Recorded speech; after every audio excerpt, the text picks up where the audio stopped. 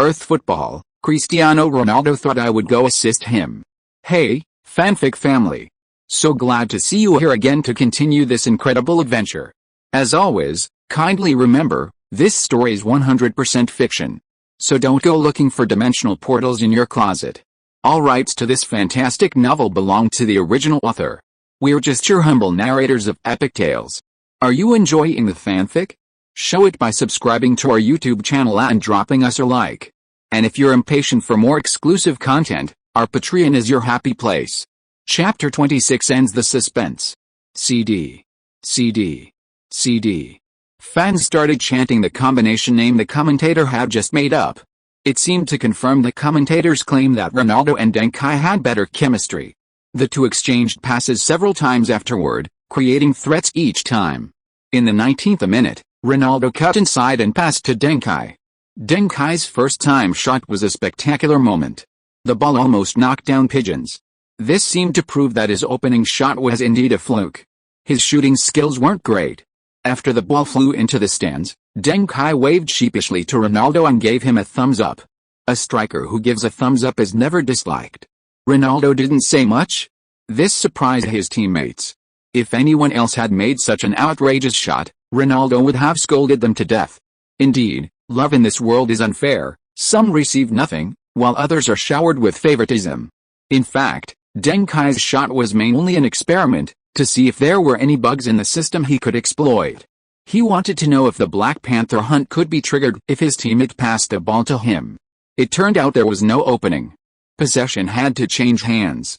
In the 39th minute, Ronaldo took a shot from outside the left side of the penalty area. Powerful.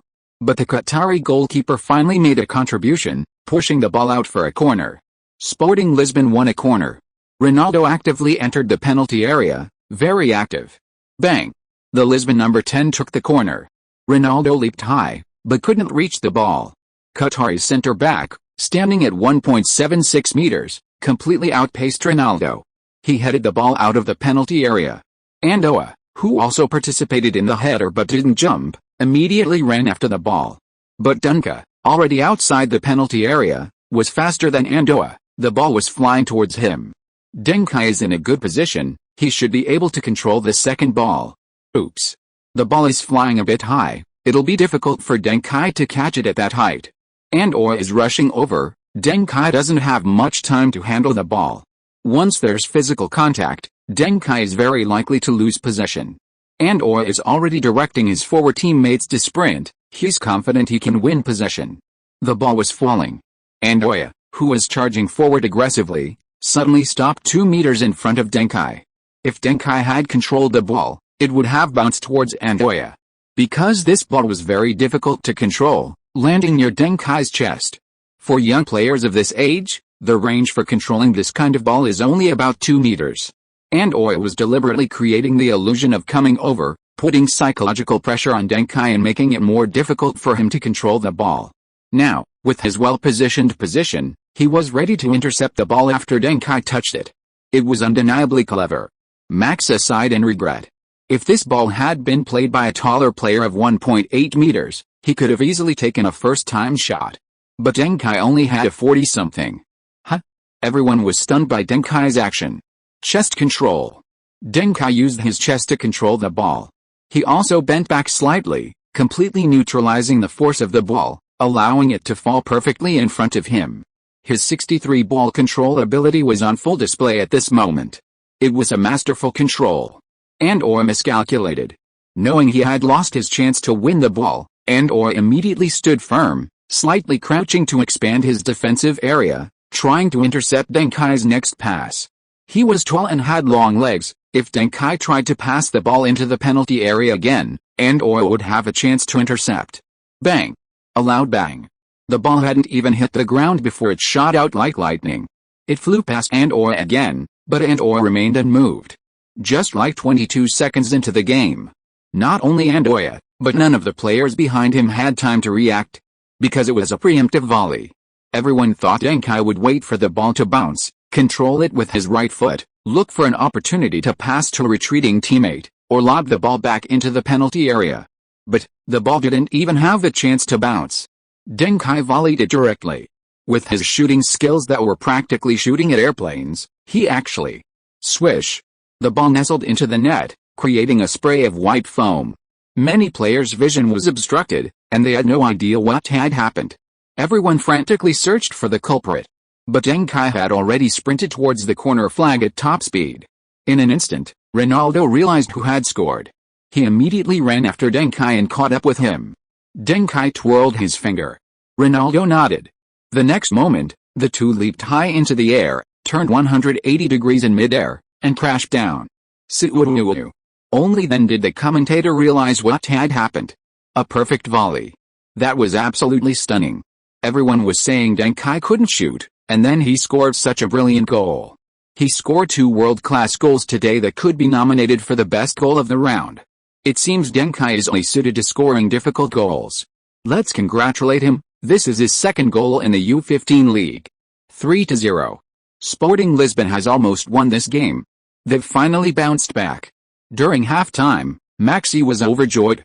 There's a peculiar thing about youth team matches. Comebacks are extremely rare. A win is a win, a loss is a loss. And almost all of them are by a large margin. This is related to the unstable mentality of young players. When things are going well, everyone can be phenomenal. When things are going poorly, everyone is incredibly ineffective. Sporting Lisbon's performance this season has been terrible, but Ronaldo has become increasingly famous because he can still score goals and maintain his hunger for victory even when the team is behind or losing. Even when trailing 3-0, he would urge his teammates to pass him the ball and repeatedly challenge the opponent's defense. Currently, he ranks 5th in the league's all-time top scorers list. For a team second to last in points, this is simply unbelievable. And this is the overall ranking for all 5 regions, A, B, C, D, E, not just the ranking for Sporting Lisbon's region. Play well in the second half, just follow my instructions, Messi said, giving instructions as if he had previously given some kind of plan. Compared to the unreliable Messi, the coach of Qatar Sporting clearly put in the effort. At the start of the second half, Deng Kai felt the opponent's restrictions on him. Not just Andoa, but another midfielder. Being double-teamed? This was star-level treatment. Deng Kai's opportunities to perform decreased sharply. Sporting Lisbon's midfield also clearly lost its balance. And Qatar Sporting began to push them back into their own half. But Ronaldo was playing with fire. Even if Sporting Lisbon's main force didn't cross the midfield, as long as the ball was given to Ronaldo, he could still dribble into the attacking third and create threats. 66th minute. After receiving the ball, Deng Kai was physically pressured by Andoa. Deng Kai leaned forward, almost entirely against Andoa, struggling to support himself, but was still pushed backward by Andoa. At a crucial moment, Deng Kai passed a ball forward. Andoa then forcefully tackled him. The referee didn't blow the whistle immediately because the pass created an opportunity.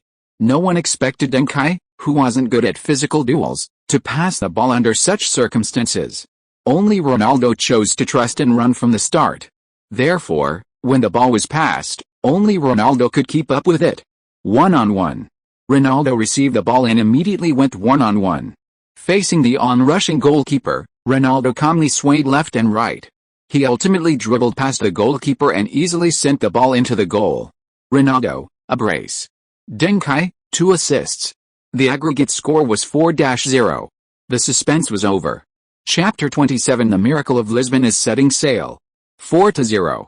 After 2 months and 8 matches, Sporting Lisbon U15 is finally about to secure a victory. But after scoring, Ronaldo didn't celebrate. Instead, he ran towards Duncan, who hadn't yet stood up. The referee also went over. After signaling the goal was valid, he showed Andoa a yellow card.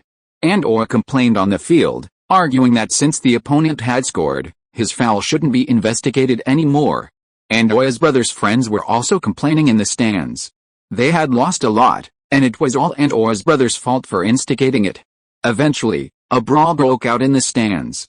Andoa's brother was severely beaten by his companions. These gang members usually talk about "you're my brother," but in reality, they'll beat up their brothers at the slightest disagreement, stabbing them in the back, utterly despicable and not worth befriending. Stadium security removed them from the stadium, but they then vandalized the area around the stadium, venting their frustration at losing money. Police arrived later and took them to the station. The match inside the stadium was not affected by this incident. Deng Kai was fortunate to escape injury. In the 72nd minute, Marxa substituted Deng Kai, who had been repeatedly fouled by Qatari players. Deng Kai had become a thorn in their side. Losing was disheartening for everyone. They didn't dare target the towering Ronaldo, so they targeted the weaker opponent, making aggressive tackles on Deng Kai. Deng Kai had already contributed 2 assists and 2 goals in this match. Even Marxa, who knew little about football, knew the victory was largely due to this young man. He was his savior. He couldn't afford to get injured. A substitution was necessary. After Deng Kai left the field, Marxa personally brought him a towel and bottled water. Once Deng Kai sat on the bench, Marxa even used his family's traditional massage techniques to soothe his muscles and check his injury. Deng Kai had several bloodstains on his leg, indicating a minor injury. In fact, youth team matches are very intense, not as easy as most people imagine. Moreover, because young players have weaker body control, their movements are sometimes so large that even they can't control them. In adult matches, the intensity is even greater. In the 87th minute, Ronaldo dribbled past 2 tackles, beating 3 defenders to score a superstar goal, completing his first hat-trick in an official match for the Sporting Lisbon youth team, 5'0". Sporting Lisbon staged a beautiful comeback. As a powerhouse youth academy, Sporting Lisbon's performance in this match rekindled people's trust in them. After the match, major media outlets reported on this exciting game. Lightning goal. Super long-range shot. Football Kaiser breaks the record for fastest goal in the Portuguese U15 league. Goal and assist both twice. Football Kaiser makes a strong comeback. 2 such spectacular world-class goals, who dares say he can't play football? The King returns. Duncan's training shows initial results, sharing 9.5 points with Cristiano Ronaldo, winning the Man of the Match award. Vini, Vici. He has truly become Emperor Kaiser. I came, I saw, I conquered. Deng Kai's arrogant declaration after scoring a goal, aiming to conquer the entire Portuguese U15 league. Hat-trick propels him into the top 3 of the scoring charts. Chris receives support from his best friend. Sporting Lisbon finally bounces back. Andoa's performance was disappointing. Deng Kai wasn't as bad as he claimed, and he himself wasn't as good as he said. Deng Kai completely outplayed Andoa. This may be why Andoa was abandoned by Sporting Lisbon's youth academy. Before the match, Maxius, whose position was precarious, received an exclusive interview from the authoritative Portuguese football newspaper, Record, after the victory. Reporter: this game was quite different from the previous ones. Can you elaborate? Maxa: we had some problems before, and we weren't achieving the desired results. Plus, our core player is too young, he needs special training to adapt to U15 matches. Reporter: you mean Deng Kai as your core player? Maxa: of course, without a doubt, he's our core player. I had many plans for this game, but the most important thing was to have the other players treat him as the core. You can ask our players. I firmly believe Deng Kai has the talent. Reporter: but his touch and passing statistics weren't excellent in this game. Maxa: that's where his intelligence lies. He's integrating into and leading the team in his own way. Reporter: won't the other players on the team feel uncomfortable saying that? Maxa: no, because that's the truth. Reporter: what about Chris? From the outside, he's considered the team's #1 star. Maxa: no one denies that, but Chris will also be happy that Deng Kai has become the team's core. Their friendship is stronger than you imagine. Chris lives in Duncan's house, they help each other, and I'm confident I can develop them into Sporting Lisbon's twin stars. This interview sparked controversy upon airing. Duncan's passing statistics are only average for a midfielder. Although he had a spectacular 2 goals and 2 assists in this match, his performance didn't reach the level of a core player. You can't define a player's entire performance based on a single highlight, that's unfair. Max is just a junior youth team coach with limited interview experience. His assessment of Duncan is undoubtedly genuine. He didn't even make any tactical changes in this match, simply instructing the children to pass the ball to Duncan more, and the team won. How could he not like Duncan? In his view, he was already very restrained in emphasizing Duncan's importance during the interview. Furthermore, only by exaggerating Duncan's role can he demonstrate his ability to develop young players and manage matches. However, those unaware of these circumstances might simply think Maxa is biased towards Duncan. Just because the team won when Duncan returned? The newspaper bore a question and severely criticized Maxi's behavior. They argue that youth team coaches should objectively assess players' abilities and potential based on fundamental skills and on-field performance, rather than being obsessed with team wins and losses and blindly believing in players who can bring victory. The functions of youth teams and the first team are different, and Maxi's utilitarian view may be the reason for Sporting Lisbon's youth academy's gradual decline in recent years. It must be said that Barra's view is actually correct. The quality of Sporting Lisbon's youth academy is seriously declining. The fact that the U15 team, which includes Cristiano Ronaldo, ranks near the bottom among teams of the same level is the best proof. Most newspapers share Barra's view. However, Zhang Yunzhu, a correspondent from China's sports weekly stationed in Portugal, published a different perspective in the authoritative Portuguese media outlet Ebola. Her article was titled "The Lisbon Miracle is Setting Sail." The article stated, Cristiano Ronaldo is a phenomenal talent, and no player in the entire Sporting Lisbon U15 can keep up with his pace. Except for Deng Kai. In the match against Qatar Sporta, Cristiano Ronaldo's passing in the attacking third was the most he'd made since joining Lisbon, and all his passes were to Deng Kai. Anyone who can earn the approval of the proud Cristiano Ronaldo on the field must also be a football genius. Deng Kai's 2 assists and 2 goals also demonstrate his different thinking compared to ordinary players. As long as his physical development keeps up, Deng Kai has the potential to become a midfielder at the level of the top 5 leagues. With Cristiano Ronaldo and Deng Kai, Sporting Lisbon U15 might be able to create miracles in the coming years. Unfortunately, due to the journalist's obscurity, this news article disappeared without a trace, only circulating widely within the Chinese community in Lisbon, Portugal. Here it comes. Are you all ready to get excited? Conquering Portugal starting with the U15.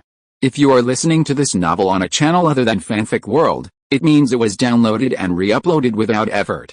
We warmly invite you to visit our channel, Fanfic World. There you will find the original version of this story and many other novels of various genres. We look forward to seeing you dive into a world of incredible novels. Chapter 28 Super Training Stave and the Second Blue Skill. Ling. You have won a match, rated SS. Rewards, Training Pile 5, Super Training Pile 2, Energy Drink 3, Medical Bandage 1, Blue Fragment 20. Super Training Pile, no practice today, no trash tomorrow. Training effectiveness increased tenfold for 1 hour, effects cannot be stacked. Ling. You consumed 20 blue fragments, gaining the blue player level skill Backspin. Backspin pulls the ball back, causing it to roll behind the supporting foot to the other side, with a certain probability of inducing the opponent to extend their leg. Explosive Power gains a small bonus for 3 seconds after completing the action. Deng Kai was shocked. First, he was shocked by the critical height of the blue fragments. Normally, he wouldn't get so many fragments. Second, he was shocked that a technical move had finally appeared. He was finally a little closer to becoming a technical player. Look at those previous skills, like hunting and tackling. Was this going to mold him into the next Kante? Don't be fooled by the title of world's best defensive midfielder. Chelsea didn't even renew Kante's contract. To put it bluntly, even the best defensive skills aren't as stylish as technical ball control and dribbling. Strength is temporary, but style is forever. Skills with defensive effects are utter trash. Black Panther hunt? Fierce tackling, should I leave? Ahem. The back heel pull is actually a fairly standard ball control move, the kind anyone can do with a little flair. It's far less visually appealing than the cowtail, Marseille's turn, or even a series of step hovers or back heel passes and shots. But the move itself doesn't matter. The explosive power boost within 3 seconds after completing this move is truly amazing. Dodge a tackle, then get a burst of speed. What is Deng Kai supposed to do? Dribble forward. Charge into the penalty area. An attacking midfielder, isn't he? Combined with the previous 2 skills, Deng Kai could practically live in the attacking third and never return. Also, that super training post is interesting. 10 times the training effect. That's ruthless. I feel uneasy not using it soon. Cristiano Ronaldo, come practice with me for a bit more. Deng Kai perked up instantly. I just got back, Ronaldo said, indicating he was tired. Hell, I knew you couldn't handle it. When it comes to training, you're no match for me. Deng Kai shook his head dismissively. Come on, come on. I'll train you until you're exhausted, so you won't get cocky. Ronaldo couldn't resist such simple provocation. Watching the two children leave with a soccer ball, Deng's parents, while cutting up newspapers, said, "Come back soon. Don't overtrain. Consider your body's limits." After the children left, Deng's mother pasted the cut-out newspapers into her notebook and laughed. "Our Chinese reporters are so kind. Look how well," she wrote. "Our son has the potential to become a midfielder at the level of one of the top 5 leagues." Deng's father also thought the reporter was quite good. But at this moment, this reporter stationed in China encountered a huge problem. All the articles she sent back to China were rejected. So she published some opinion pieces on other platforms. Zhang Yunzu had noticed Deng Kai since the Diamond Generation Invitational Tournament. However, after the Invitational Tournament, Deng Kai faced a cold reception in the transfer market and was viewed negatively by superstars like Jardel, drawing criticism from many European fans. Publishing articles about Deng Kai under these circumstances was highly disadvantageous. Zhang Yunzu was waiting for the situation to become clearer. On one hand, she hoped to bring sensational news to China.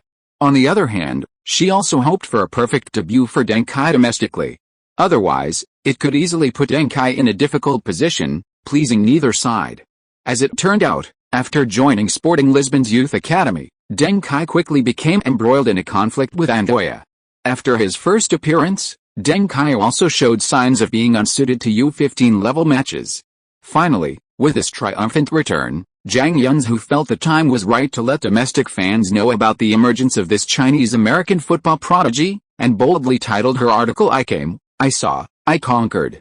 However, headquarters rejected her manuscript.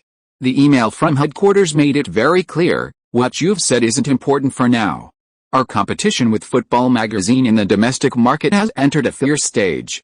Football Magazine has partnered with the Giant Lebao team, using European football information to launch a strong counterattack. They've even received support from the Football Association. We are currently contacting a group of outstanding young players, hoping to tap into the U15 market that the Giant Lebao team hasn't focused on, forming a U15 team to compete against the U15 teams of major European clubs, thereby turning the tide. Wahoo is willing to invest, and the project is already in the preparation stage. We expect to lead the young players to Europe around the Chinese New Year. Your reporters stationed in Europe need to find partner teams during this period, preferably top clubs." This task put all the Sports Weekly reporters stationed in Europe into a busy period.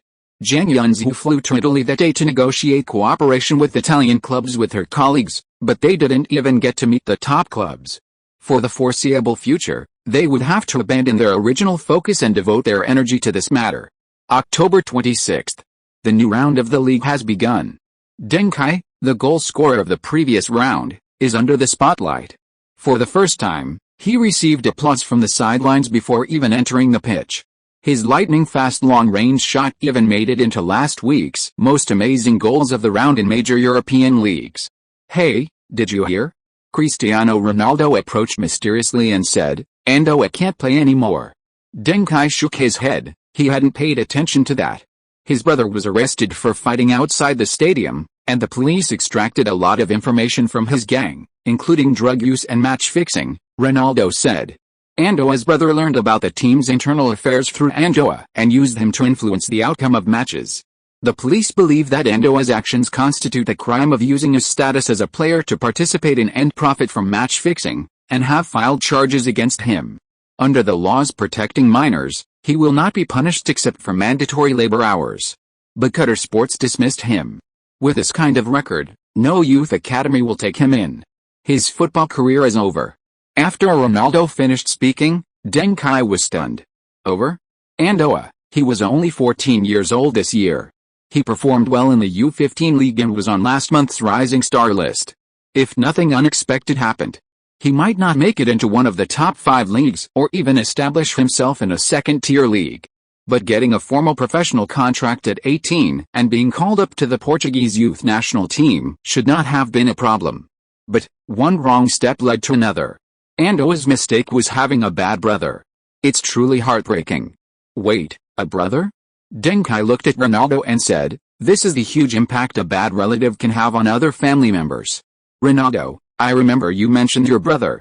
Ronaldo's expression changed. Andoa was really unlucky. It's common for other family members to bet on matches, But his brother just happened to be arrested for fighting, happened to have some gang connections, and happened to be involved in that match where Sporting Lisbon bounced back, attracting a lot of media attention. The incident escalated, leading to this predicament. Ronaldo's brother has done just as much as Andoa's brother. As the eldest brother, Ronaldo's brother took on the responsibility of raising his younger siblings early on. But at the same time, he also picked up many bad habits.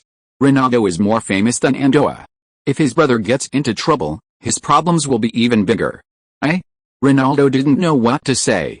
He had no right to demand anything of his family, because he himself was just a taker. His brother, at least, was contributing and sacrificing for the family. "Let me meet your brother sometime," Deng Kai said. "I'll say what you can't say." I believe he'll eventually understand. His future self will also thank him for all the sacrifices and changes he made for you. Because it was all worth it. So please play well and don't let your family down. Ronaldo nodded emphatically. Chapter 29. Next time forever. Casablanca, their opponent in this match, is a stronger team than Qatar Sports.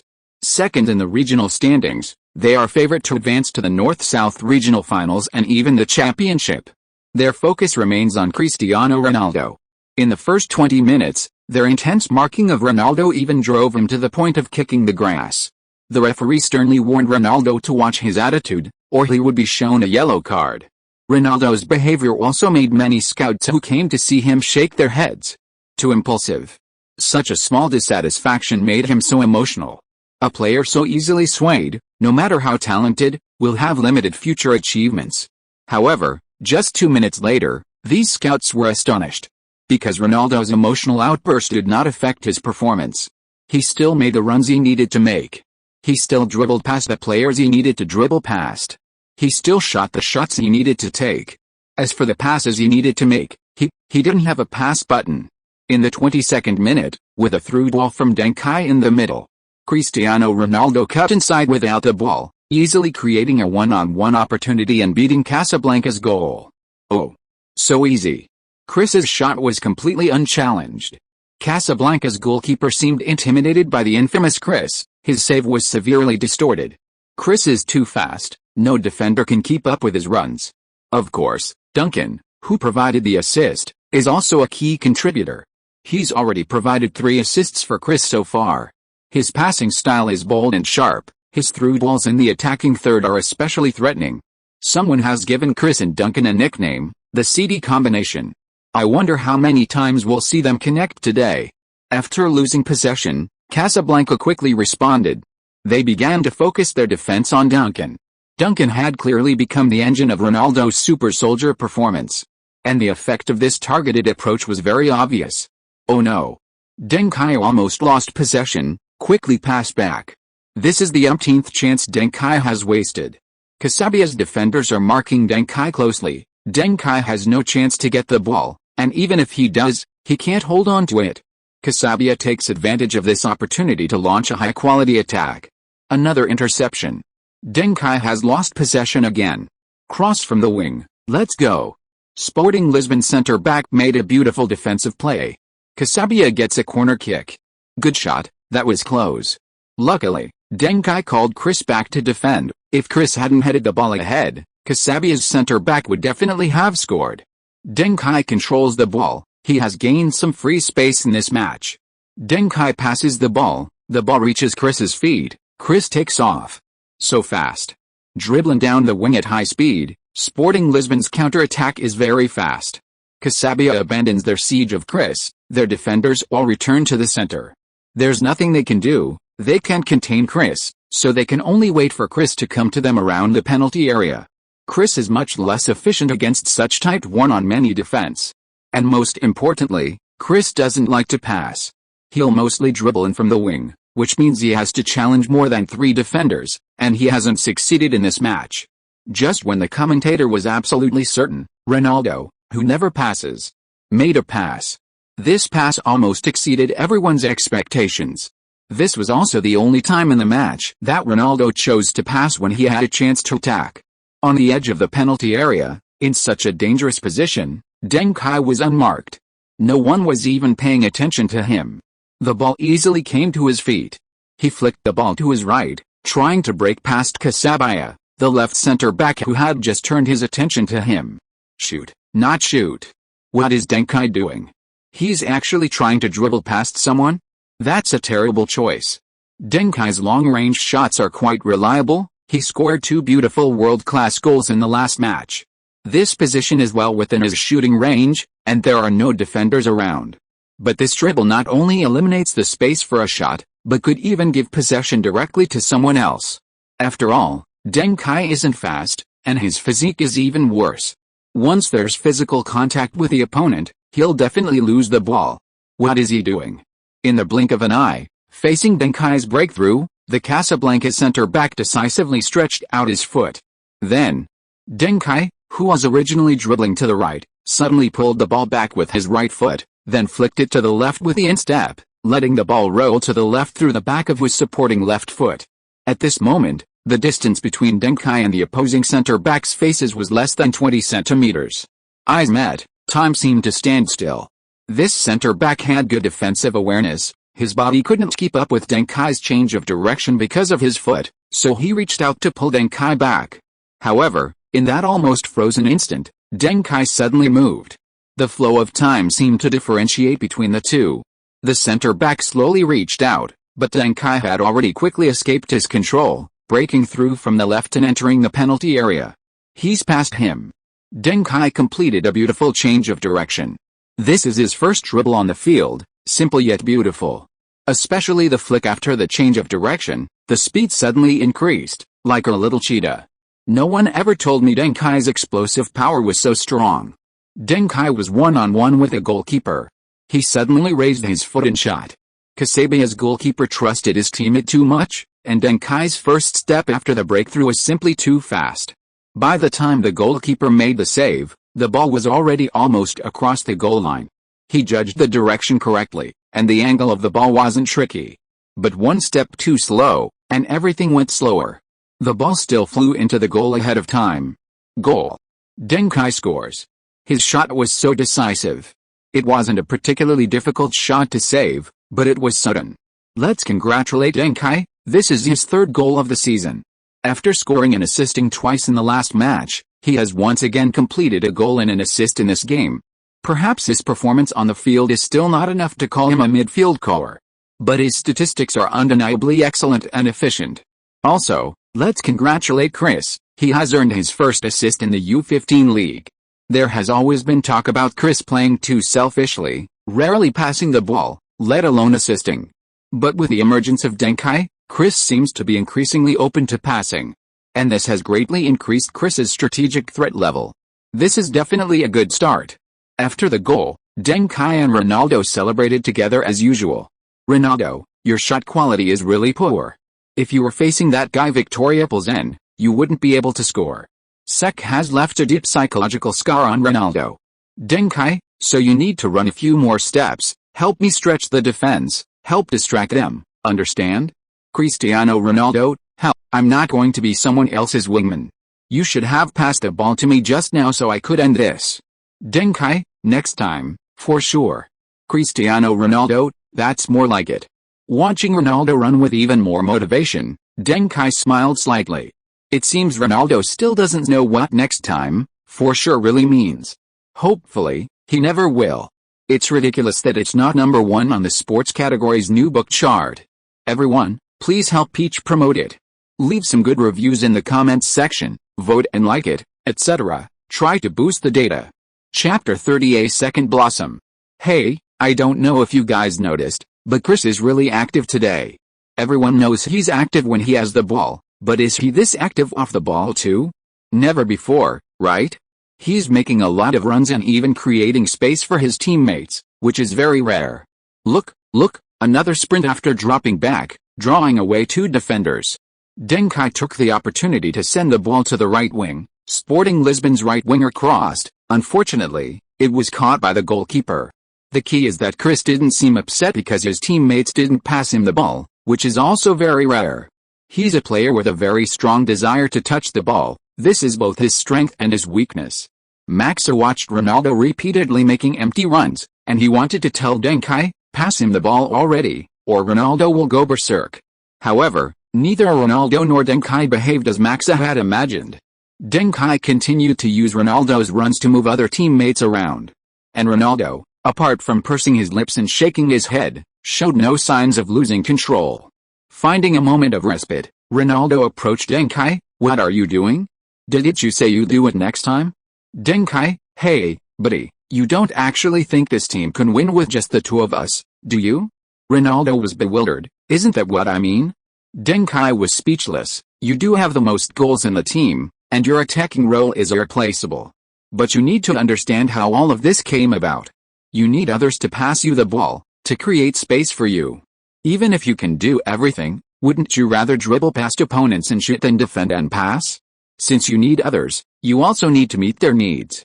We've been playing for almost 60 minutes, haven't you noticed our right winger and right back are practically asleep?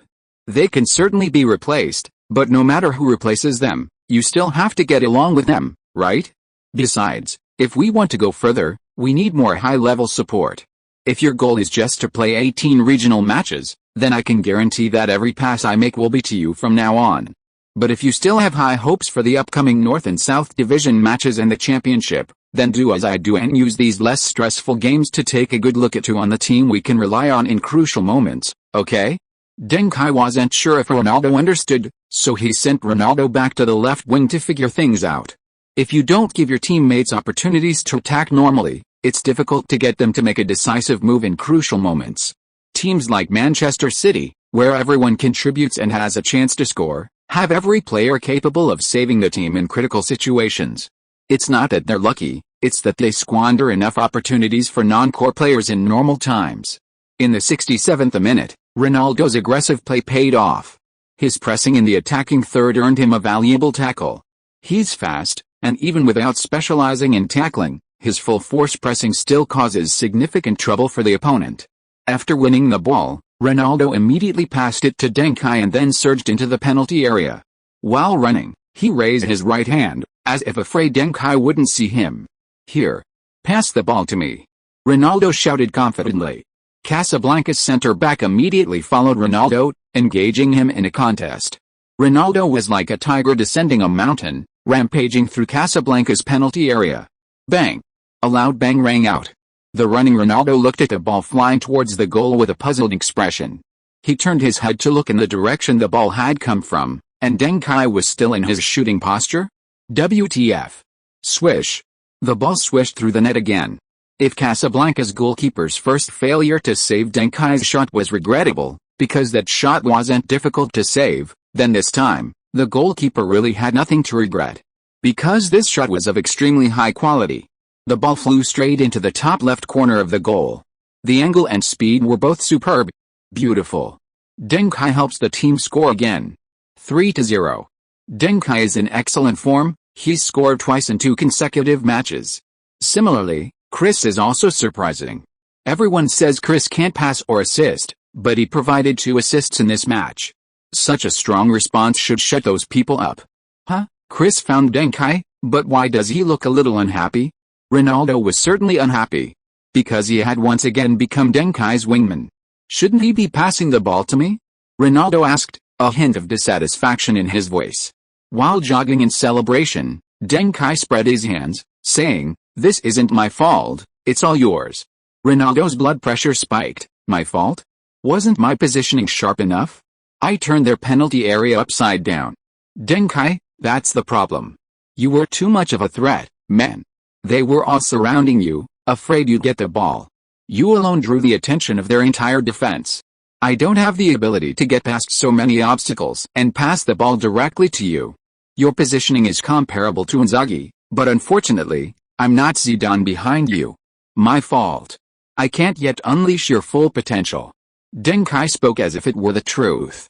Inzaghi had performed exceptionally well in Serie A for the past 2 seasons, winning the Serie A Golden Boot the year before last, and helping Juventus lift the Serie A title after transferring last year. He was known for his dazzling positioning, helping his team win the European U21 Championship in 1994, and subsequently securing a regular spot on the Italian national team. Ronaldo was clearly pleased with Deng Kai's analogy. So he generously said, "It's okay, you're pretty good too." I believe one day you'll become Portugal's best midfielder. Then, your passes will match my runs and shots. Ronaldo took it seriously. He even comforted Deng Kai. He also felt he could perform even better, but the team was holding him back. I'm devastated. The two were saying this on the sideline. Messi had rushed over to celebrate with him, but their conversation left him speechless. After Ronaldo left, Messi laughed. That kid Cristiano, he can't even tell a joke from a joke. In that situation, shooting would definitely have been wiser than passing to him. However, Deng Kai looked at Messi seriously and said, "No, I'm serious. If I had that ability, I would definitely pass the ball to him. He's the best goal scorer in the world, bar none." Messi stood there, stunned. No wonder you and Ronaldo are best friends. Such a promising midfielder, how come he has a problem with his intelligence? Is Ronaldo good? Yes. But honestly, Messi thinks Ronaldo might not reach the level of Simeo or Quaresma. Because Ronaldo's passing and technical skills are really lacking. Chapter 31 Youth Champions League do-or-die battle. In the 79th minute, winger Kaká made a crucial play. A cross from the wing forced an own goal from Sporting Lisbon centre-back. It was 1-3, Kaká had pulled one back. But just 9 minutes later, knowing Deng Kai was unreliable, Ronaldo, with his exceptional individual skill, scored a solo goal, netting his 13th goal and maintaining his position on the top scorer list. Ultimately, Sporting Lisbon won 4-1, securing their first consecutive league wins. This match made it clear that Sporting Lisbon U15's victory in the previous round was no fluke. Some believe Deng Kai was responsible for the dramatic change in Sporting Lisbon's performance. However, many others believe this is normal for young players, sometimes incredibly skilled, sometimes exceptionally so, nothing special. For Deng Kai, this match allowed him to further understand the effects of his skills. He discovered that many aspects weren't fully explained in the skill descriptions and required careful study. For example, the Black Panther hunt skill. Deng Kai's second goal today was a result of the Black Panther hunt skill. However, the ball was passed to Deng Kai by Ronaldo, not stolen by Deng Kai himself. Ronaldo intercepted the ball and passed it to Deng Kai. Deng Kai shot directly without stopping the ball, aiming to finish within 3 seconds. And the result did not disappoint Deng Kai. In this way, Black Panther hunting is really too useful and can become Deng Kai's core skill in the early stages. In this match, Deng Kai also received an SS level rating. He obtained some training stakes, energy drinks, medical bandages, and blue fragments. Because there was no critical hit, he only got 4 blue fragments. However, like last time, he also got a special item, Donglong Special Drink. Super Training Stakes are an enhanced version of Training Stakes, while Donglong Special Drink is an enhanced version of Energy Drink. Donglong Special Drink, sleep your ass off and get hyped. Instantly restores stamina and energy, and long-term use can increase stamina attributes. Effect does not apply to the game. It is indeed much stronger than ordinary energy drinks. In one moment, so many problems were solved. Perhaps fans who often watch the games of big teams will think that playing 2 games a week is a normal rhythm. But in fact, for professional players, the burden of playing 2 games a week is very heavy. 1 match a week is generally considered a comfortable fit for them. For 1-3, 1-4, 1-5, 1-6-year-olds, 1 match a week is even more of a standard. Playing 2 matches a week is detrimental, at least according to traditional youth training philosophies. However, this year Sporting Lisbon U15 will be experiencing a 2-match-a-week schedule. Physical fitness has become a crucial issue for all participating youth teams. Just 3 days after this match, Sporting Lisbon U15 will host Victoria Pilsen, the U15 team of Victoria Pilsen, who will be in the same Champions League group as Barcelona, Inter Milan, and Bayern Munich, in their 4th round of the UEFA Youth League. This will be the second time the two teams have met. In their first encounter, Victoria Pilsen won, and Cristiano Ronaldo almost developed a psychological aversion to Victoria Pilsen's goalkeeper Petr Cech. But the underlying reason for his lack of power in that match was insufficient stamina, a consequence of playing 2 matches a week. In the same 2-match week, the goalkeeper's stamina is not an issue at all. Cech is well rested. Sporting Lisbon U15 secures their first consecutive win. Chris scores 13 goals in 8 games, currently ranking 3rd in the tournament's bronze boot. Football's Kaiser is blessed with good fortune. 4 goals and 3 assists in 2 games, unmatched efficiency. Sporting Lisbon's twin stars emerge, officially launching their assault on the league playoffs, North and South divisions. The league still holds promise, but European competition is nearing its end. Sporting Lisbon U15 season can hardly be called a success. Victoria Pilsen's young players arrive in Lisbon, ready for action. They may completely eliminate Sporting Lisbon U15 in 3 days. Young Champions League goalkeeper Peter Cech, looking forward to the upcoming match, not worried about Chris's shots. In the past 2 weeks, I focused on studying his and Van Persie's shots. I will do my best to keep a clean sheet against them. A battle for honor. Sporting Lisbon U15's European competition goal this season has changed from reaching the final and semi-finals to achieving a victory, even if it's just one. Cristiano Ronaldo, Portugal's rising star, angrily declares, "We will definitely break through Peter Cech's defense. We will win this match." Just from these headlines, it's clear that UEFA, while ruthless, has its reasons. Knockout stages are indeed detrimental to the mental health of young players. However, in terms of the excitement of the matches, they are far more thrilling than the league system. Even the young players themselves are more focused on, or rather, more excited about, European competitions. This year's UEFA Youth League has even surpassed the declining popularity of the European Cup Winners' Cup. Multiple sources have confirmed that this year's European Cup Winners' Cup will be its last edition. Knock, knock, knock. A knock sounded on the door of Trigueira's office. "Come in." Trigueira didn't turn off the television. Ronaldo walked in and was still somewhat excited after seeing the news. This was his longest television appearance ever. Accompanying Ronaldo were Duncan and Maxi. Trigueira had called them in today to discuss important information. "The team's situation isn't ideal," Trigueira said gravely. He wasn't referring to the U15 team, but to Sporting Lisbon, who compete in the Portuguese Primeira Liga. Last year we only finished 4th in the league. Porto, on the other hand, has won the title 4 years in a row, and they're still at the top of the table this year. In the past decade, Benfica has won the title 3 times, and the rest have all been Porto's championships. People can't help but ask, where is Sporting Lisbon? Currently, we're once again behind Porto and Benfica in the standings. The fans' dissatisfaction has reached its limit. But the team can't mount any other counterattack. Simeone's transfer negotiations with Barcelona haven't even ended yet. The team needs to allocate resources to Simeone to help him achieve good statistics and performances. If nothing unexpected happens, our results this season won't be better than last season. Deng Kai nodded subtly. Trigueira's prediction of the situation was remarkably accurate.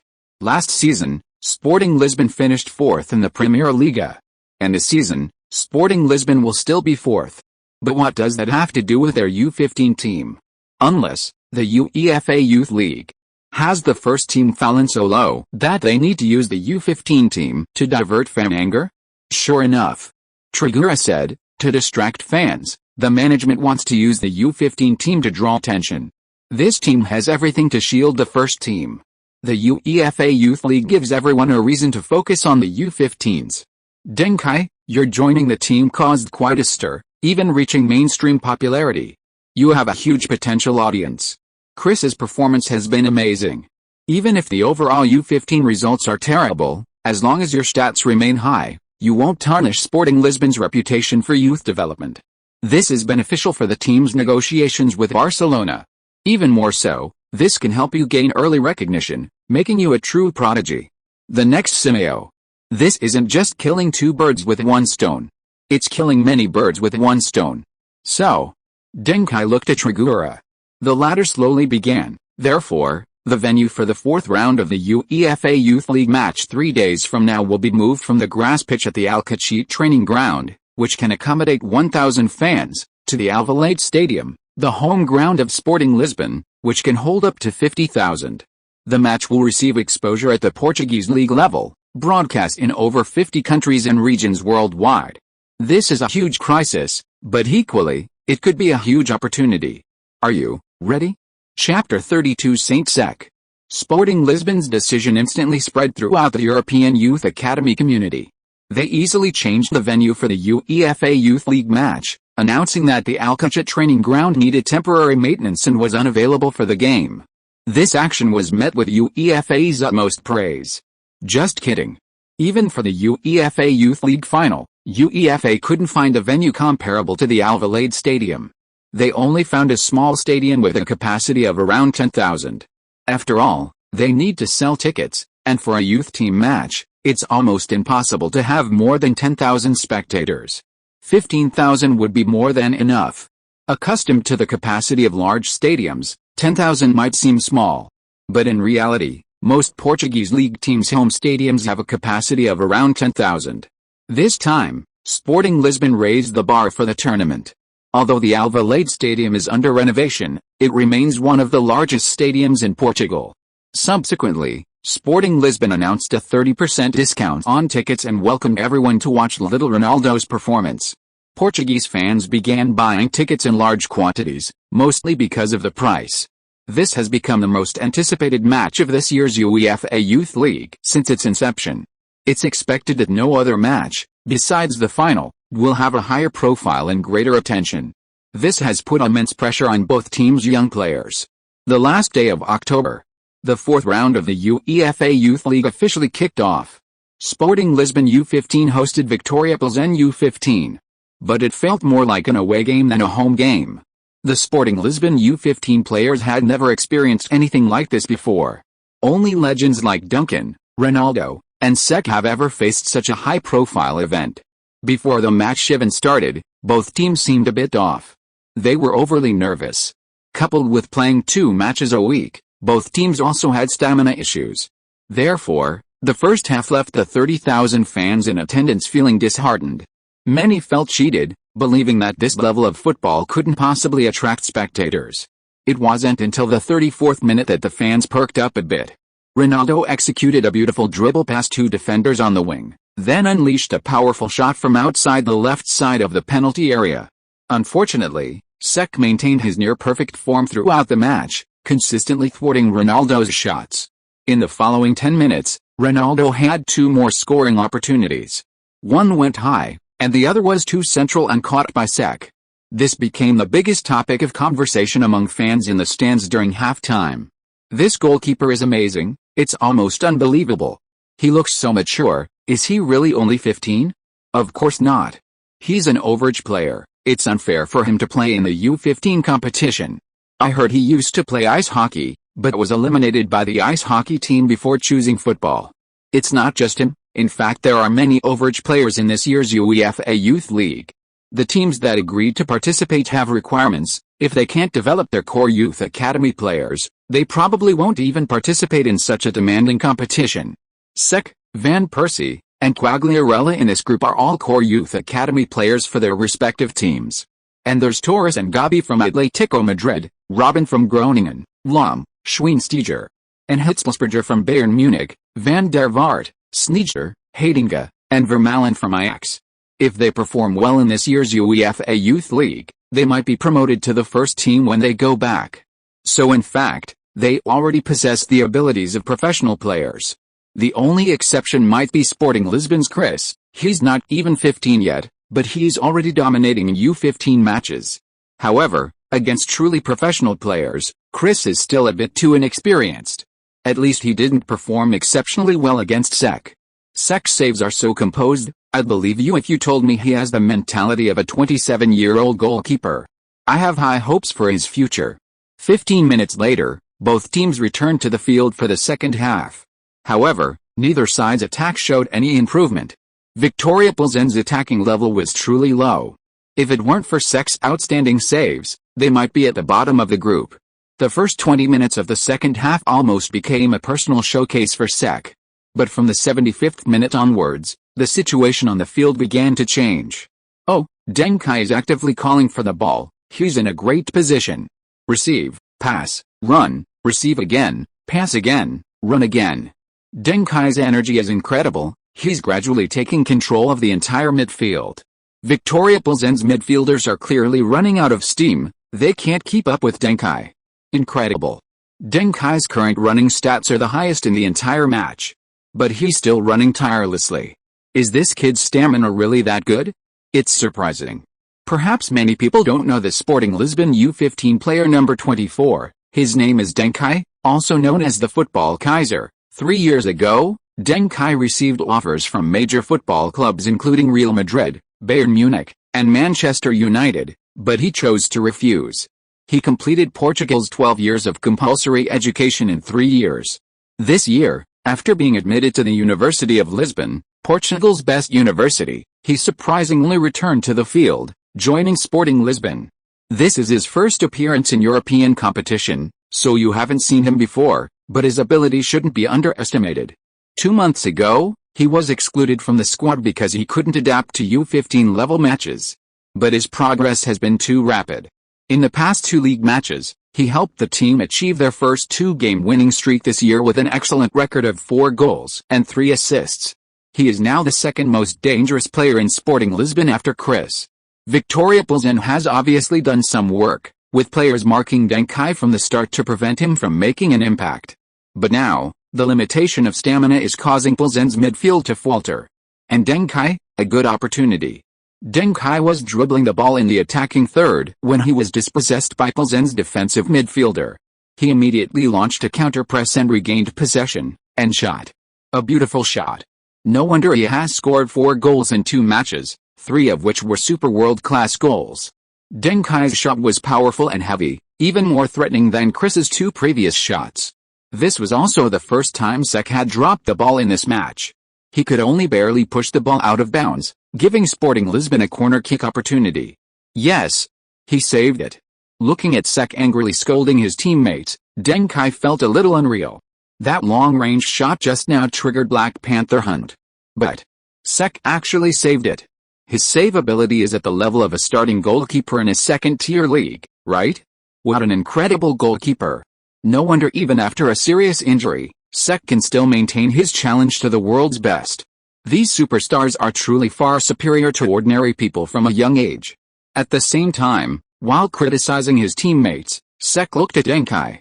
His heart was also churning. Such powerful shooting skills. Just looking at long-range shots from outside the penalty area, Deng Kai is better than Chris, Quagliarella, and even Van Persie. If that shot happened again, Sek really couldn't guarantee he could save it again.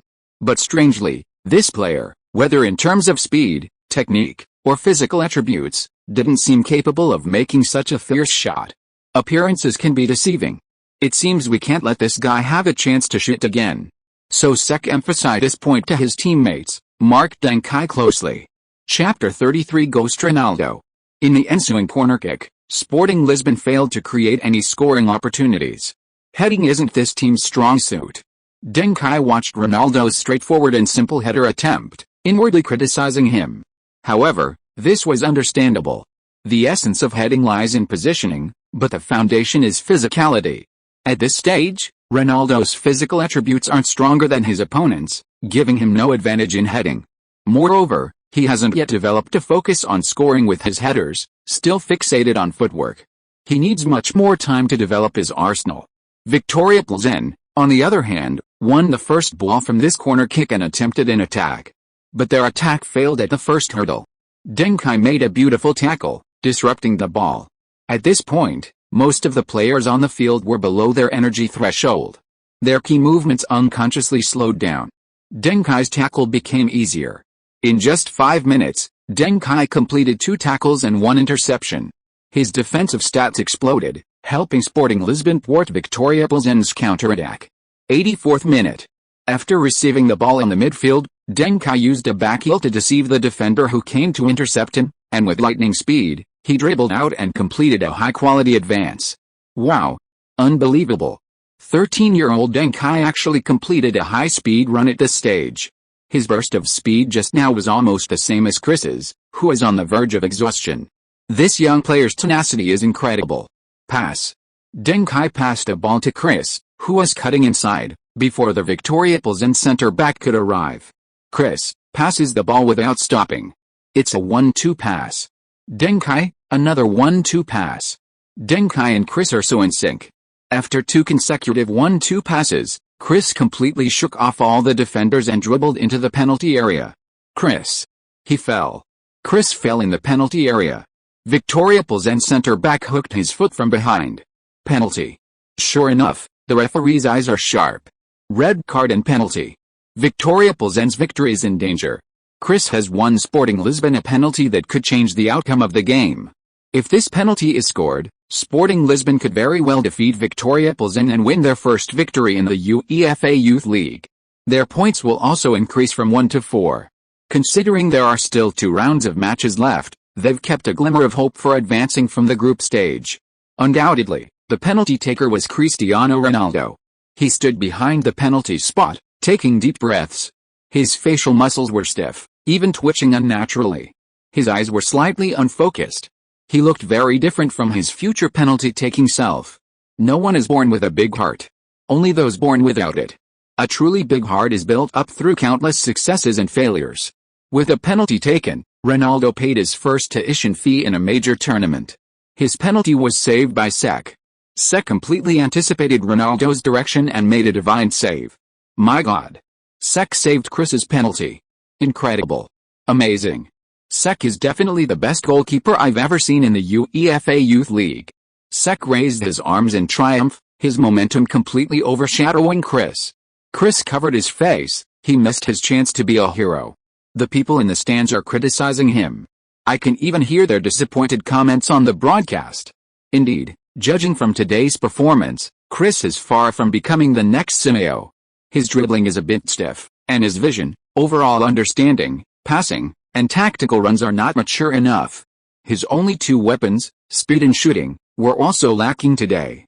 Perhaps he's just a Simeo 3.0 that Sporting Lisbon has forcibly promoted? In comparison, I think Quaresma, from a higher level, is Sporting Lisbon's true future star. The commentators' rambling immediately brought the viewers in front of the TV to Quaresma, giving many viewers an understanding of this much more talented player than Chris. But on the field, Deng Kai walked up to Ronaldo, patted him on the shoulder, and reminded him that the game wasn't over yet. Cristiano Ronaldo nodded reluctantly, but his form was clearly not back.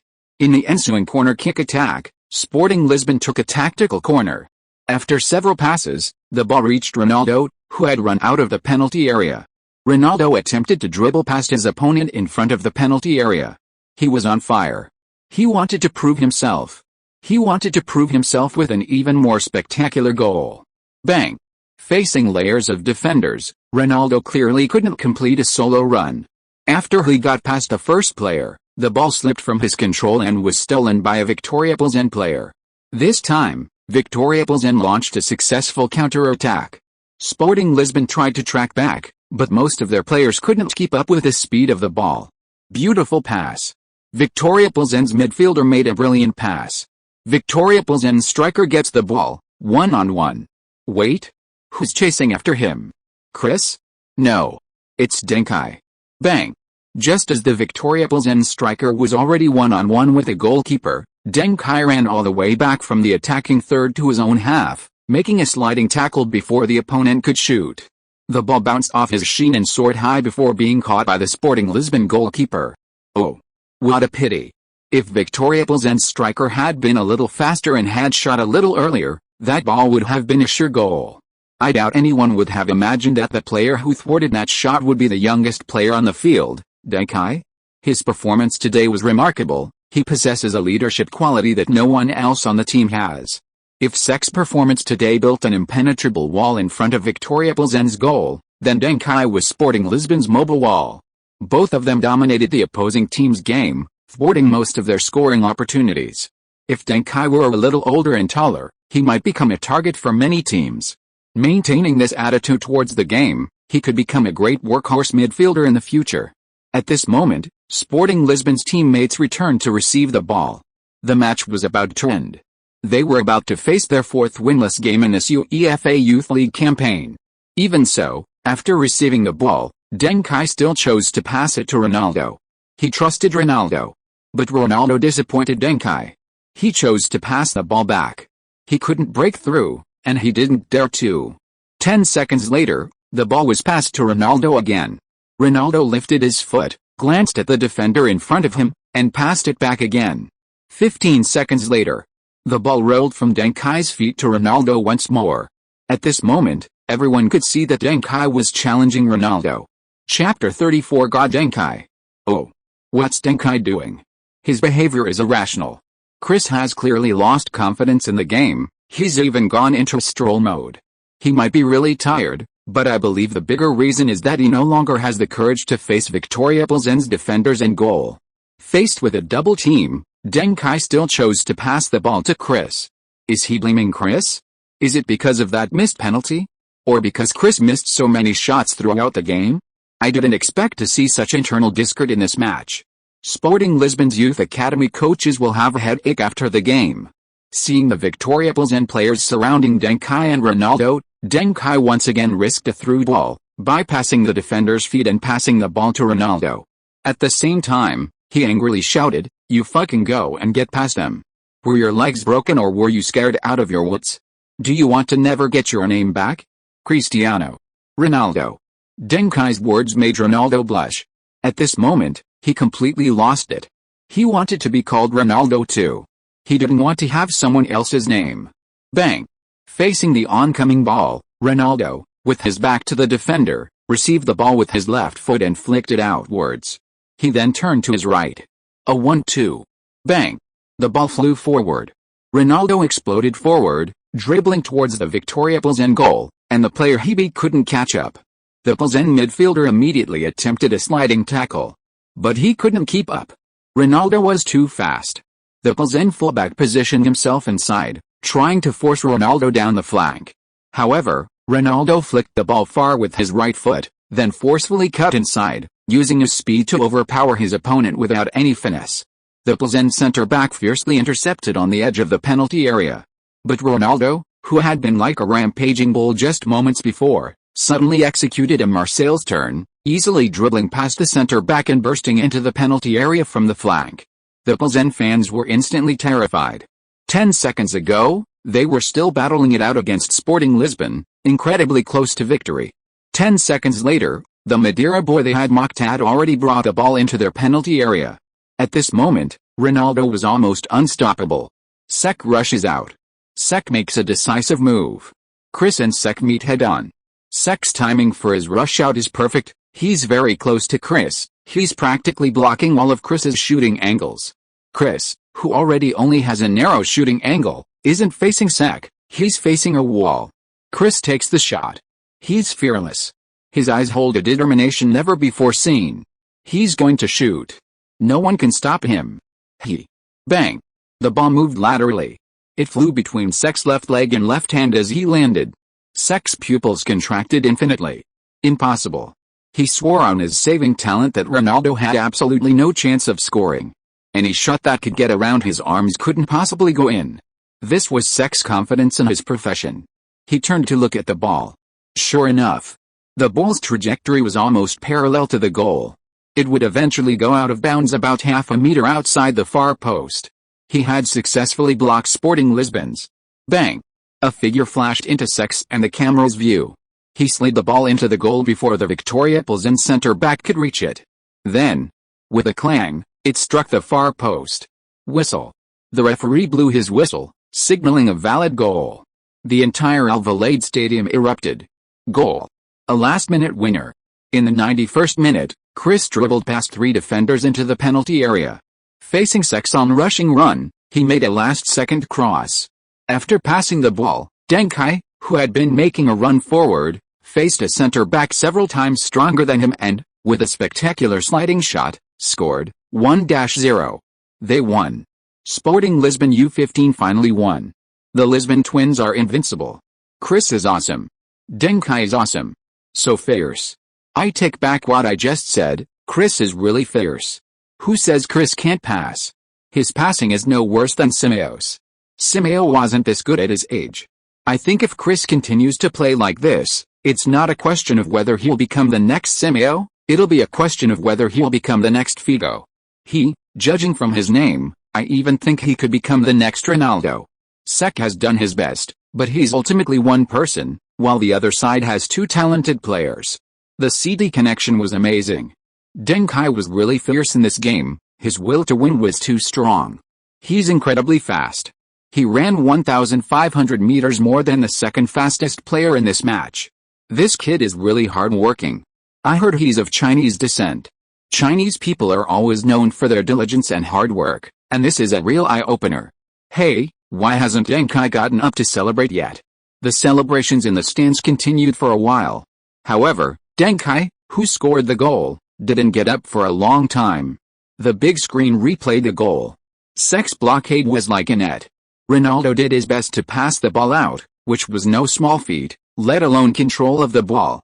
The ball bounced a bit after landing. The ball was also extremely fast. Deng Kai had slipped behind the opposing center-back, and his sliding tackle was equally powerful. He threw himself out. This was the only way he could touch the ball. Otherwise, the ball would have slid past a goal. So, Deng Kai, rushing to the far post, flew into the goal with the ball. But, the ball flew into the goal. Deng Kai was blocked by the post. His lower back slammed into the post, arching backward and nearly breaking his lumbar spine. The pain almost made him lose consciousness. Hiss. Watching the replay, everyone in the stadium gasped. The stadium's medical team rushed onto the field. After a brief examination, Deng Kai was immediately placed on a stretcher, carried off the field, and taken to an ambulance for hospital treatment. 2 minutes later, the referee declared the match over. Sporting Lisbon defeated their opponents 1-0, winning their first home victory of the season. Maxino, Trigura, Cristiano Ronaldo, and others rushed to the hospital immediately. Reporters swarmed to the scene afterward. Deng Kai's safety became the biggest news after the match. In the just concluded fourth round of the UEFA Youth League, Sporting Lisbon U15's Deng Kai scored the only goal of the match, keeping the team's hopes of continuing in the Youth League alive. More than 30,000 spectators at the Alvalade Stadium witnessed his perfect combination with the team's rising star, Chris. But in his attempt to score, Deng Kai, while attempting a sliding shot, lost control and crashed into the goal post, his waist making direct contact with the post, resulting in a serious injury. He has been sent to the hospital, where experts say his condition is not optimistic. Clang. The dishes Deng's mother was washing slipped and shattered on the floor. What happened? Deng's father limped into the kitchen from his room, his foot injury hadn't fully healed. Kai, he. Deng's mother couldn't stop the tears from streaming down her face. If you are listening to this novel on a channel other than Fanfic World, it means it was downloaded and re-uploaded without effort. We warmly invite you to visit our channel, Fanfic World. There you will find the original version of this story and many other novels of various genres. We look forward to seeing you dive into a world of incredible novels. Chapter 35 Wahoo Team. Italy. After being turned away in Milan, Zhang Yunzhu opened the official website of Sporting Lisbon, a team she closely followed. Her first sight was the headline, "Congratulations to the U15 team for defeating Victoria Pilsen 1-0, winning a crucial battle in the U15 European Youth League." She smiled, because the subheading read, "Supernova Chris's long-distance run provides an assist, and football Caesar Deng Kai's incredible sliding shot breaches Sek's goal." But soon, Zhang Yunzhu froze. What followed was a dense barrage of reports about Deng Kai's injury. Deng Kai seriously injured? Zhang Yunzhu's heart skipped a beat. She immediately called her supervisor and requested to return to Lisbon. Her supervisor reprimanded her for her lack of foresight. After all, the Wahoo team had already started training in China, but most of their opponents hadn't even been contacted. You haven't even contacted a single Italian Serie A giant, and you still have the nerve to go to Lisbon?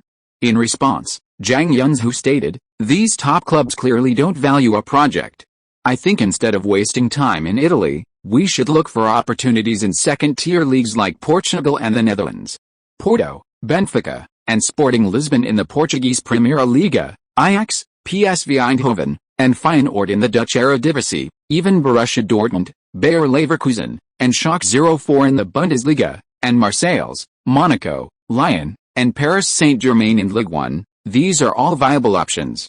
Several of these clubs have youth academies that are even stronger than those of the top clubs." Zhang Yunzhu's ideas were ultimately approved by her superiors, and she flew back to Lisbon. Finally, the following evening, Sporting Lisbon issued an official statement regarding Deng Kai's highly publicized injury. According to the diagnosis, Deng Kai will miss all of the team's matches for the next 5 to 7 weeks. This includes at least 5 league matches and 1 or 2 UEFA Youth League matches. These 7 matches will almost certainly determine the success or failure of Sporting Lisbon U15's season. After all, in the league, without finishing in the top 4, there's no playoffs. There are 13 out of 18 matches, and the remaining games are practically meaningless. The same applies to European competitions. If Sporting Lisbon loses even one more match, they'll be eliminated from the group stage and have no further games to play. Suddenly, the media was very pessimistic about the future of Sporting Lisbon U15. When Deng Kai was playing, they didn't think Sporting Lisbon's wins were due to him. But without Deng Kai, they finally acknowledged his impact on the game in a different way. November 3rd. Sporting Lisbon hosted Real Sporting. But after a 3-game winning streak across all competitions, Sporting Lisbon suffered a crushing defeat in this match, a humiliating 0-5 loss. Cristiano Ronaldo, who had given his all in the previous match, was clearly fatigued and performed poorly in this game. November 9th. Sporting Lisbon continued their home game, facing Aves. Aves were currently at the bottom of the league standings. Sporting Lisbon had previously only won one match, which was against Aves. This time, perhaps influenced by the absence of Deng Kai, Ronaldo began to try to coordinate with his teammates and pass the ball. Ultimately, thanks to Ronaldo's goal, assist, and playmaking, the team narrowly defeated Aves 3-2, saving face. However, having struggled so much against the bottom-ranked team, Sporting Lisbon's morale seemed even lower after the match. Just when everyone thought Sporting Lisbon U15's season was about to end prematurely, shocking news came from the hospital. Deng Kai is recovering well. He has been discharged. Sporting Lisbon's official website also reported, Deng Kai has participated in rehabilitation training and will be able to train with the team in the next 2 days. He may play in next week's match against Sacra Venezia. The Portuguese football newspaper Record even published an interview with Deng Kai. The contributor was Deng Yunzhu, a Chinese reporter from Sports Weekly. The title was I have no talent. But I train longer and recover faster than others because I want to play football. This report allowed fans to see the real Deng Kai for the first time. This interview was conducted while Deng Kai was in the hospital. Zhang Yunzhu was quite surprised when she first met Deng Kai. She had expected him to be nervous, or perhaps he would be overly excited because of her identity as a Chinese journalist, or maybe he would look down on her because of the relatively unknown domestic newspaper she worked for. But nothing of the sort happened. Please sit down, you've arrived much earlier than I expected, Deng Kai said politely. Us? Your Mandarin is very standard. Zhang Yunzhu's impression of Deng Kai improved considerably. It was rare to find someone who wasn't an ABC, American-born Chinese. At this time, this new generation of Chinese Americans generally disdained learning Chinese. Many even took pride in shedding the Chinese label, considering it shameful. It wasn't until later, when China's national strength increased, that more and more ABCs began to play the patriotic card and return to China. We communicate in Chinese at home. You guys are journalists from China. Right now, the focus of domestic football media is mainly on the top 5 leagues, right? They don't even really pay much attention to the Bundesliga or Ligue 1. Deng Kai's understanding of domestic news trends exceeded Zhang Yunzhu's expectations. Why are you paying attention to youth training in the Portuguese Super League? It seems you know quite a bit, Zhang Yunzhu said. Actually, it's a coincidence. Our Sports Weekly is currently, but we're stuck on the issue of partner clubs. The Italian Serie A giants don't give me face. I came back this time partly because I heard you were injured, so I came to see you. After all, I've been following you for a long time, waiting for a suitable opportunity to introduce you to domestic fans. On the other hand, I was also thinking about whether there was a chance to talk to the 3 giants of the Portuguese Super League and facilitate this cooperation. Zhang Yunzhu briefly mentioned the Wahoo team. However, Deng Kai showed great interest in this. He inquired about the specific names of the young players participating in the training camp. He knew about the Giant Lebeau team, but not the Wahoo team. It seemed that this project hadn't succeeded in his previous life. But now, the butterfly's wings seem to have already flapped. Regarding age, I won't go into details, there are some adjustments involved. After all, we also hope the Wahoo team's performance can be impressive, otherwise it will be difficult to compete with the Giant Lebeau team, Zhang Yunzhu said confidently. This time, the young players mainly come from 2 sources. One is the recently concluded Nike Cup National Championship, which produced a group of outstanding young players, including Yu Shihao, the Grand Slam winner of the Nike Cup's Best Player, Top Scorer, and Golden Boot awards. Xiao Jiaoyi, the Nike Cup's Best Center Back. Chen Tao, the left back of the Nike Cup's best team and a player from the Sichuan Kwangsing youth team. Wu Zudong, the right back of the Nike Cup's best team and a player from NMG Tonglio No. 1 middle school. Deng Kai frowned slightly. He hadn't heard of any of these. The Wahoo team's strength seemed rather weak. Zhang Yunzhu, oblivious to Deng Kai's expression, continued, the other large portion are recommendations from outstanding football organizations across the country, including Zhao Peng, the center-back from Henan Jian'ai youth team. Hao Jinmin, a midfielder forward from Wuhan City Football School. Zheng Cheng, the 10 young prodigies goalkeeper from Wuhan Steel City. Feng Xiaoding from Dalian Yidan Football Club. Gao Lin, the talented center forward from the China Football School, and so on. Due to plot requirements, some player information has been artistically modified. Official announcements should be considered the most accurate representation of real-world information. Chapter 36 The true core has appeared. How can the tactics remain unchanged? Wow! You wouldn't believe it until you hear about it. Deng Kai didn't know about the Nike Cup players from the earlier ones, probably because they didn't make it big. But he recognized these later ones. They were practically the future of the Chinese national team. The only thing was their age. Cough cough, let's not talk about that. Deng Kai's mind raced. If it was this group of players, they were still significantly stronger than the national team players of the next decade or so. In fact, the abilities of domestic players didn't fall behind when they were young. You could even say that the football skills of children in most regions were similar. Because at this stage, even the best players couldn't be much better. The first, second, and third levels of key refining are all the same as transcending tribulations and ascending to immortality. The real gap widens dramatically at the U17, U19, and even U21 levels. Why not take this opportunity to test them out, and then see if he could have a positive impact on these players? If it works out, it'll be a good thing. Any improvement, big or small, will be beneficial. No, at worst, things will remain the same. It's hard to say there's a worse solution for the development of this group of players. Under these conditions, any disfigurement is equivalent to plastic surgery. If you say the Football Association understands football, they could ruin every promising young footballer in the country. If you say the Football Association doesn't understand football, they could ruin every promising young footballer in the country. After considering this, Deng Kai had an idea. He looked at Zhang Yunzhu and said, then how about we let them play a match against Sporting Lisbon? Huh? Zhang Yunzhu unconsciously opened her cherry-like mouth. This. Although we can't compare to the top clubs, in terms of youth training, we are definitely top tier.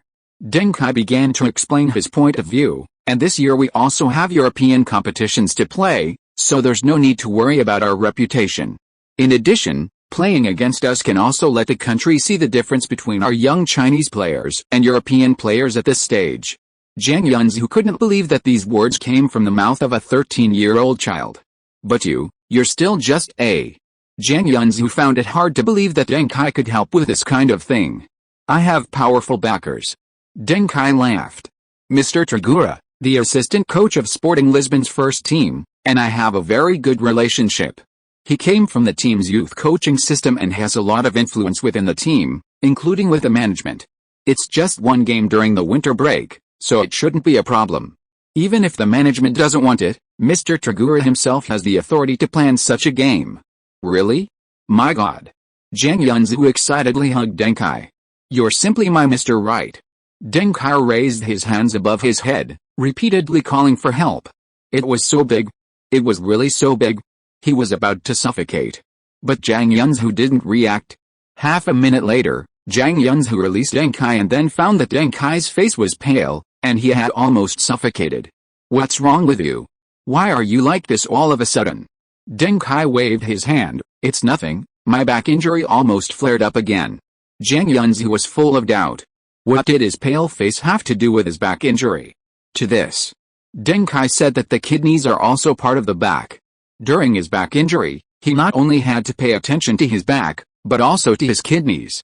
Otherwise, the effectiveness of the medical bandages would be greatly reduced. The match against Wahoo team was quickly finalized. Sporting Lisbon was also quite interested in developing the Asian market. Because the pool of young players in Europe was already stagnant, Sporting Lisbon's pool could only be considered second-rate. This seriously affected their black market strategy. To break the deadlock, they needed to look to other regions. Africa was too chaotic. There were simply no conditions for establishing youth football training. Sporting Lisbon needed partners who could provide them with children with a certain foundation, not to go to Africa and establish their own deep-rooted youth training system. They didn't have that much money and energy for that. South America had a fairly mature but chaotic system, and Sporting Lisbon had some plans there, but it was very laborious and unstable. Asia, on the other hand, was a high-quality incubation base for young players. The only problem was whether Asian players could actually play football. Or rather, Asia currently lacked world-class superstars. This would greatly reduce the value of Asian players. But who could guarantee that no Asian superstar would emerge in the next 10 or 20 years?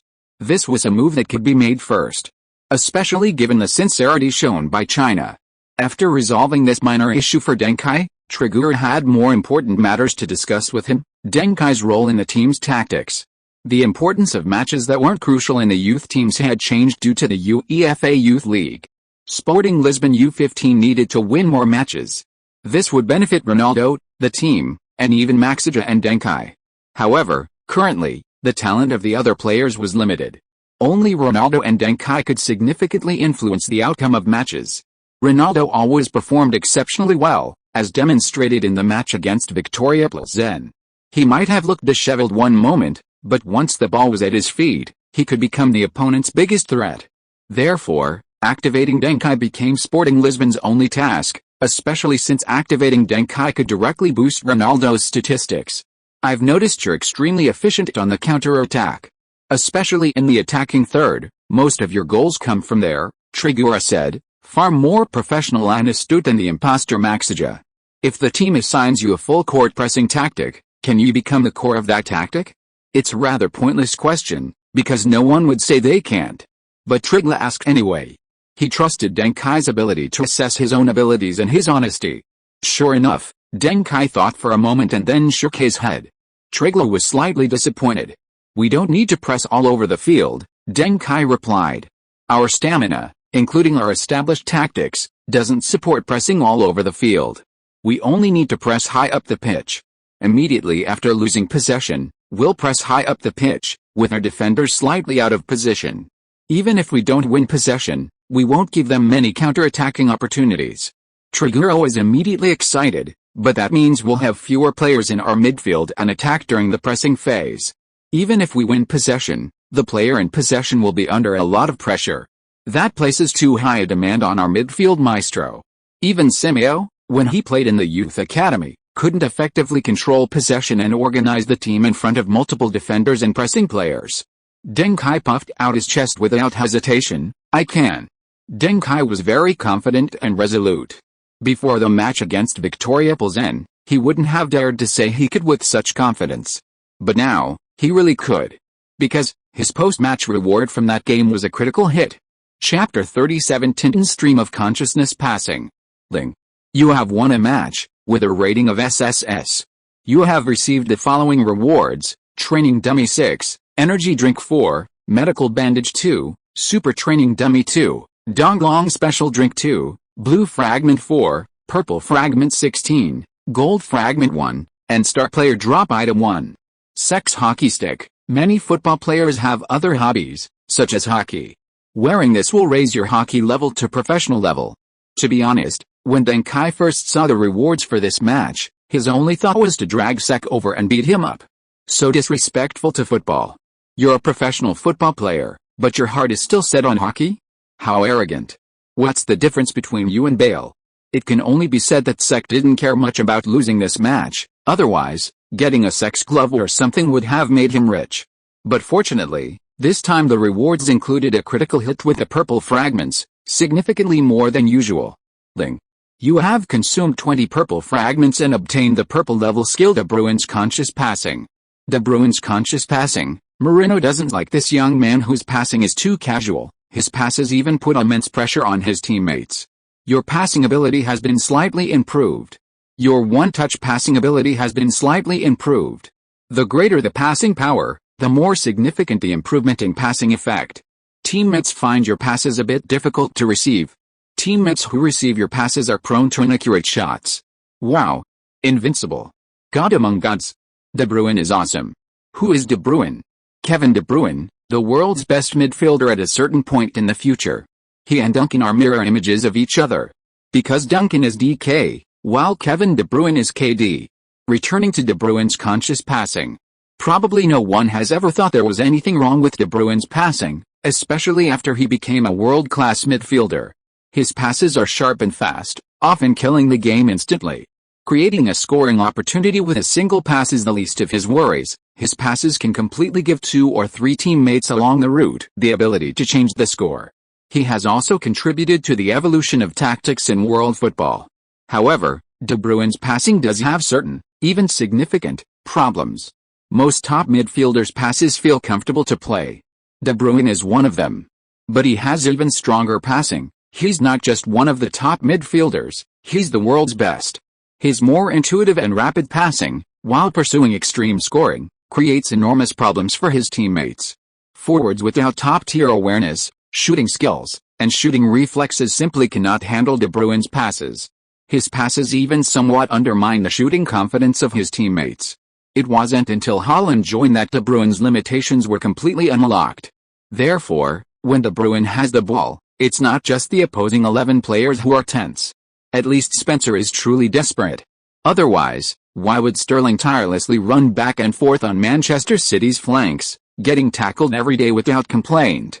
As long as he's not allowed to run near the penalty area to receive De Bruyne's passes and shoot, he's willing to do anything.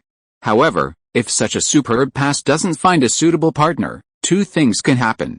Either the manager will think, "What the hell are you doing? Just passing like a jaguar? Wait a minute, take it easy, is it really that hard to pass to someone else who can receive the ball?" Or the manager will think, "What the hell are you doing, this striker running and shooting aimlessly?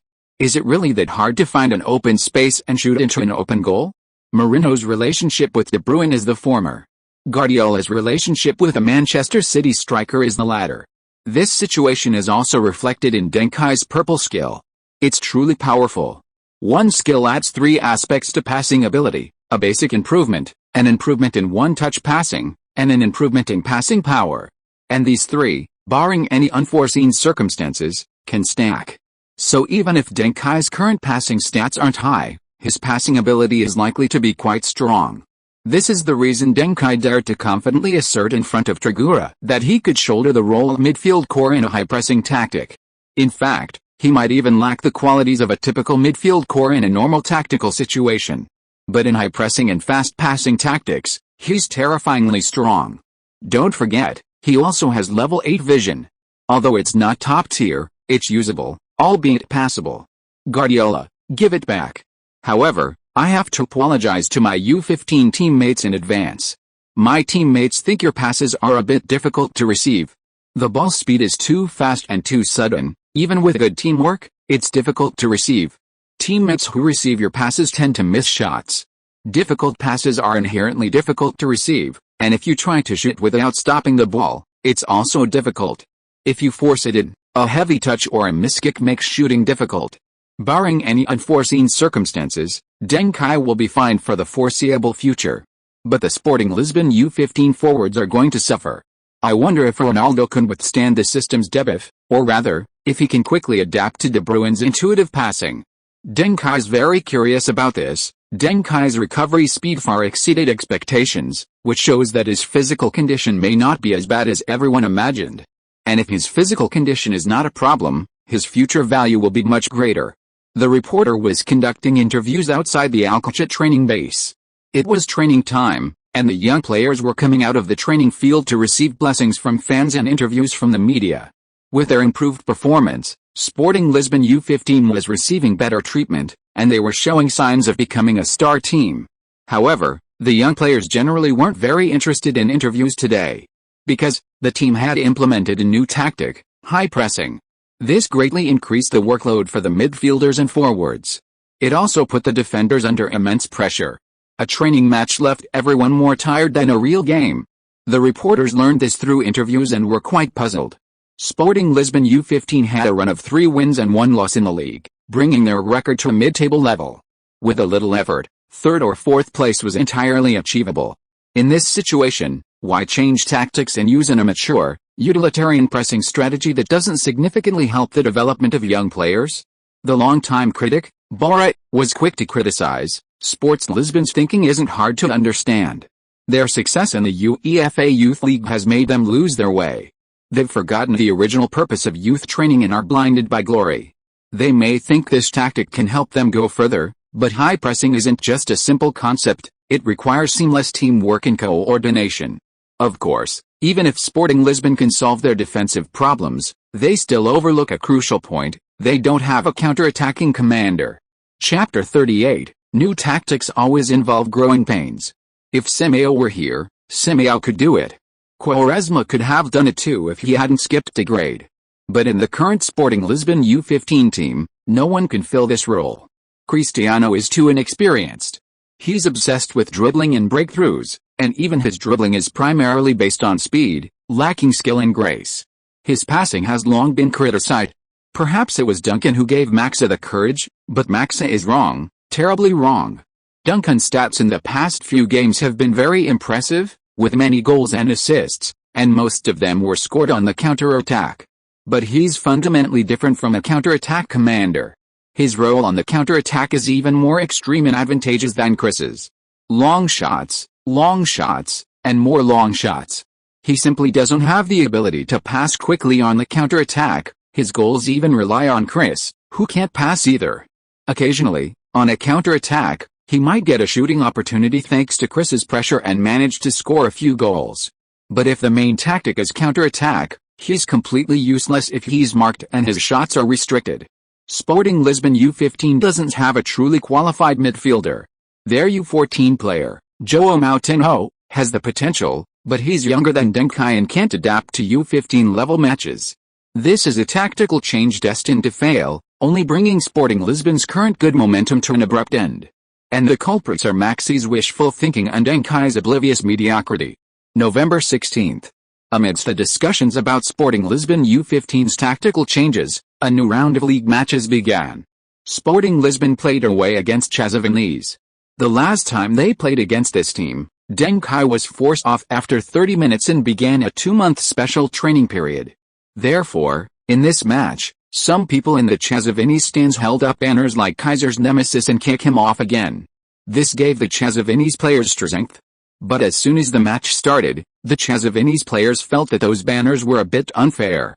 The Sporting Lisbon players were clearly enraged by the banner, pressing aggressively from the start, causing Chaves to struggle and nearly make a mistake. In the 8th minute, Sporting Lisbon won the ball in midfield and advanced it into the opponent's half. In the 9th minute, Deng Kai, with the ball, made a rare long pass from the right, sending the ball into the left side of the penalty area, instantly revealing a dangerous attacking intent. Unfortunately, Ronaldo was a little slow to react and couldn't catch up with the ball, which flew out of bounds. Oh, that was a fantastic pass. It seems Deng Kai really hasn't suffered any lasting injuries. I'm almost starting to wonder if he missed the past 2 weeks due to injury or if he went for special training. He's never made a pass like that before. He's definitely improved. Ronaldo nodded, agreeing with the commentator. His positioning was based on Deng Kai's passing habits. Many times, he had to wait for Deng Kai. But with that pass just now, Ronaldo had that "this pass is too fast, I can't catch it" feeling for the first time. No wonder Deng Kai told him to run faster before the match. From the training sessions of the past 2 days until now, Ronaldo hasn't fully adapted to Deng Kai's new passing style. Because Deng Kai himself can't control the power, the passes are sometimes fast. Sometimes very fast. The positions of the passes are also tricky, but the accuracy varies greatly. In the 13th minute, Deng Kai crossed a ball laterally, creating a threatening cross. It was amazing but also too abrupt. Even though Ronaldo jumped and stretched his height while running, he still missed the ball by a hair's breadth. In the 15th minute, Deng Kai made a diagonal pass from the flank, creating the best chance of the game. Ronaldo took a shot. It seemed fine, but the ball flew over the low stands, almost knocking down the pigeons in the sky. The Chazavinese fans burst into laughter. Is this the superstar Chris they were talking about? He's so average. Especially his shooting, it's utterly subpar. His shooting even makes me happy. Terrible. How many times has he missed a chance? In comparison, this Deng Kai seems to have something special. His passing is incredibly sharp. Ronaldo's face turned red. He's become the happy boy? Do you guys even understand football? The real joy is in Deng Kai's passing, okay? Was that diagonal pass just now a pass? That was a low shot. Ronaldo's shot went wide because the ball's speed exceeded his reaction time, so no matter how he adjusted, he couldn't catch up with the ball, thus missing the optimal striking point. Generally speaking, if the foot is faster than the ball and there's too little contact, the ball tends to fly downwards, with an arc, resulting in a miskick. If the foot is slower than the ball and there's too much contact, the ball tends to fly upwards, resulting in a miss. In the 18th minute, after receiving a pass from a teammate who intercepted the ball in the attacking third, Deng Kai crossed the ball without stopping it. It was the highest quality pass of the match so far. However, the team's center forward was at least 2 meters away from the ball and failed to head it. Ronaldo, rushing to the far post, barely managed to get into position, but there was no time to adjust his shooting motion. In fact, he barely managed to complete the shooting motion with the help of his body coordination before the ball came. Forget about power and control, it was more of a stoppage than a shot. Undoubtedly, this ball was a far cry from a goal. With an almost open goal, Ronaldo's shot slammed the ball against a staff member on the left side of the goal. Ronaldo swears that shooting wasn't this difficult when he first played football. It seems that overnight, football went from a good friend to a stranger to him. Oh. No, this shot shouldn't have been like this. That was practically an open goal. Looks like Chris is in some trouble, he needs to fix it quickly. He seems to have forgotten his shooting boots today. Not just Chris, the entire Sporting Lisbon team wasted too many attacking opportunities today. They let down Deng Kai, who just returned from injury today. Deng Kai's the best player on the field so far, and also the youngest. Seeing the dejected Ronaldo, Deng Kai didn't put pressure on him, instead, he gave him a thumbs up. This behavior, in the eyes of the audience, was a concrete manifestation of leadership. Even Messi was puzzled. Usually, if Ronaldo missed a pass from Deng Kai would throw a tantrum. Why was he so magnanimous today? Deng Kai knew perfectly well what was going on. Perhaps the whole world thought it was Ronaldo and the other forwards who hadn't performed well today. But only Deng Kai himself knew that this seemingly spontaneous pass from De Bruyne was truly too spontaneous. Even Deng Kai didn't know how difficult his next pass would be to receive. To experienced media outlets, Sporting Lisbon's performance can be interpreted as the growing pains of a new tactic. Their aggressive pressing in the attacking third has taken a toll on their forward stamina, causing them to struggle to keep up with passes. The intensity of their tackles and interceptions has also affected their dribbling and shooting touch, resulting in poor ball control and shooting today. Sporting Lisbon's chances in this match are slim. I've been seeing and replying to everyone's comments in the comments section, but you won't see them yet. They're expected to be released on the 25th along with other comments in this chapter. Chapter 39. Do you think you're doing right by young Master Kai? As the saying goes, if you don't seize an opportunity given by heaven, you will suffer the consequences. Those who don't cherish opportunities will be punished by heaven. In the 21st minute, Sporting Lisbon launched another high press. But this time, Chavin's centre-back seized the opportunity, delivering a long ground pass that directly broke through Sporting Lisbon's disorganized midfield and attacking lines. This is a hidden danger that high-pressing tactics inevitably bring. Chavin's striker received the ball, a 4-on-4 situation in the attacking third. After dribbling the ball for 2 steps, the striker passed it back to the advancing midfielder. The situation thus changed to 3-on-2 in the attacking third. Chavin's 3, Sporting Lisbon 2. Bang! The opponent passed again. Chavin's center forward ran into a 1-on-1 opportunity and scored with a skillful shot, directly breaching Sporting Lisbon's goal 1-0.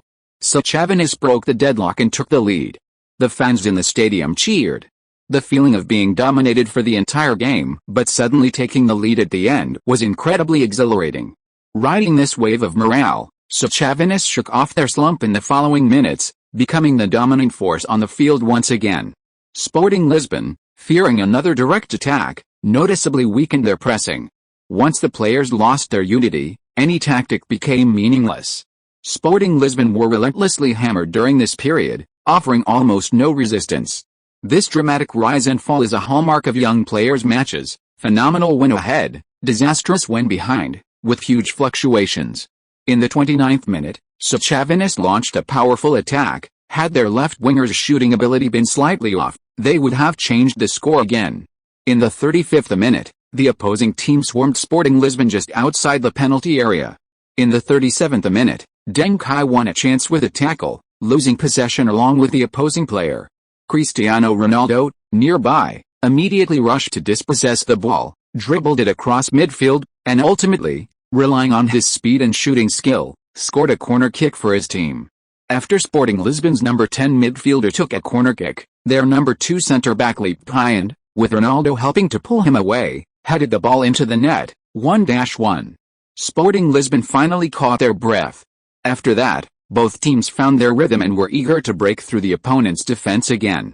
The match entered a heated phase, almost turning into a chaotic battle of pressing and tackling throughout the game. The referee repeatedly blew his whistle, stopping the game several times. This resulted in 3 minutes of added time in the first half. In the final minute of first half added time, Deng Kai received a pass back from Ronaldo and took a long-range shot. Although there wasn't enough opportunity for a Black Panther hunt, the opposing centre-back actively blocked the shot, deflecting it out of bounds. Another corner kick. After the corner was taken, the opposing centre-back gained the upper hand this time, heading the ball out of the penalty area. However, the first ball was controlled by a Sporting Lisbon player. After 3 consecutive passes, the ball reached Deng Kai on the right. There was no chance of a shot from this angle, and the Black Panther hunt was over. Deng Kai could only deliver a sharp cross from the wing, a seemingly random, almost improvisational pass. The pass was so fast that chaos erupted in the penalty area. The ball bounced off a Chavinist defender and headed towards the goal, but the Chavinist goalkeeper reacted swiftly and blocked it. However, the alert Ronaldo immediately followed up with a shot, finally putting the ball into the opponent's net 2-1. Sporting Lisbon U15 came back from a 1-0 deficit to take the lead, staging a rare comeback in this round. During halftime, Messi kept talking to Ronaldo and the other forwards, urging them to capitalize on Deng Kai's good passes. Ronaldo was utterly dejected. "You're just a bunch of armchair strategists. If you could even kick a ball, go and experience Deng Kai's passes for yourself. Is stopping his passes even stopping the ball? That's like catching a bullet with your bare hands. Your legs are numb when you receive his passes and try to shoot. What kind of game is that?" Deng Kai, aware of his own shortcomings, tried to excuse Ronaldo and others. "Coach, it's alright, it's my fault. My passing wasn't good enough. I'll work harder in the second half." The contrast between the two was stark. Messi looked at Deng Kai with a complicated expression, as if to say, "You're still putting the team first." Deng Kai didn't need to imagine that after the match, Messi would be bragging to the fans at the bar. He'd say things like, "Deng Kai is the team's biggest overlooked talent, the future gem of Sporting Lisbon." This coach's approval was practically a guarantee of success. After the second half started, Chavinist clearly wanted to equalize and played aggressively. The physicality of both sides gradually increased. Even Ronaldo was fouled twice by the opposing defenders, the second time quite dangerously, almost resulting in injury. Sporting Lisbon, taking the lead, played somewhat cowardly, which further emboldened Chavinist. Deng Kai knew he couldn't continue like this, and in the 60th minute, he made a fierce tackle on the opposing number 10 player. After fouling his opponent, Deng Kai didn't object to the referee's yellow card. However, when other opposing players confronted him, he refused to budge. Seeing Deng Kai surrounded, Cristiano Ronaldo immediately rushed over. The other Sporting Lisbon players then reacted and came to Deng Kai's aid. Deng Kai took the initiative to block Ronaldo and control the situation. The opposing player also received a warning from the referee. It seemed Deng Kai was at a disadvantage, having received a card and been briefly surrounded. But after this, Sporting Lisbon's players instantly became more aggressive, significantly changing the situation. Messi didn't understand. But the youth coach of Chavinist saw the shift in the game's momentum. He found it hard to believe that a 13-year-old player like Deng Kai could influence, or even actively change and manipulate, the game. But the facts were undeniable. In the 63rd minute, Deng Kai, who had just received a yellow card, made another risky tackle, winning the ball back in the attacking third. The Chavinist players were furious and wanted to confront Deng Kai.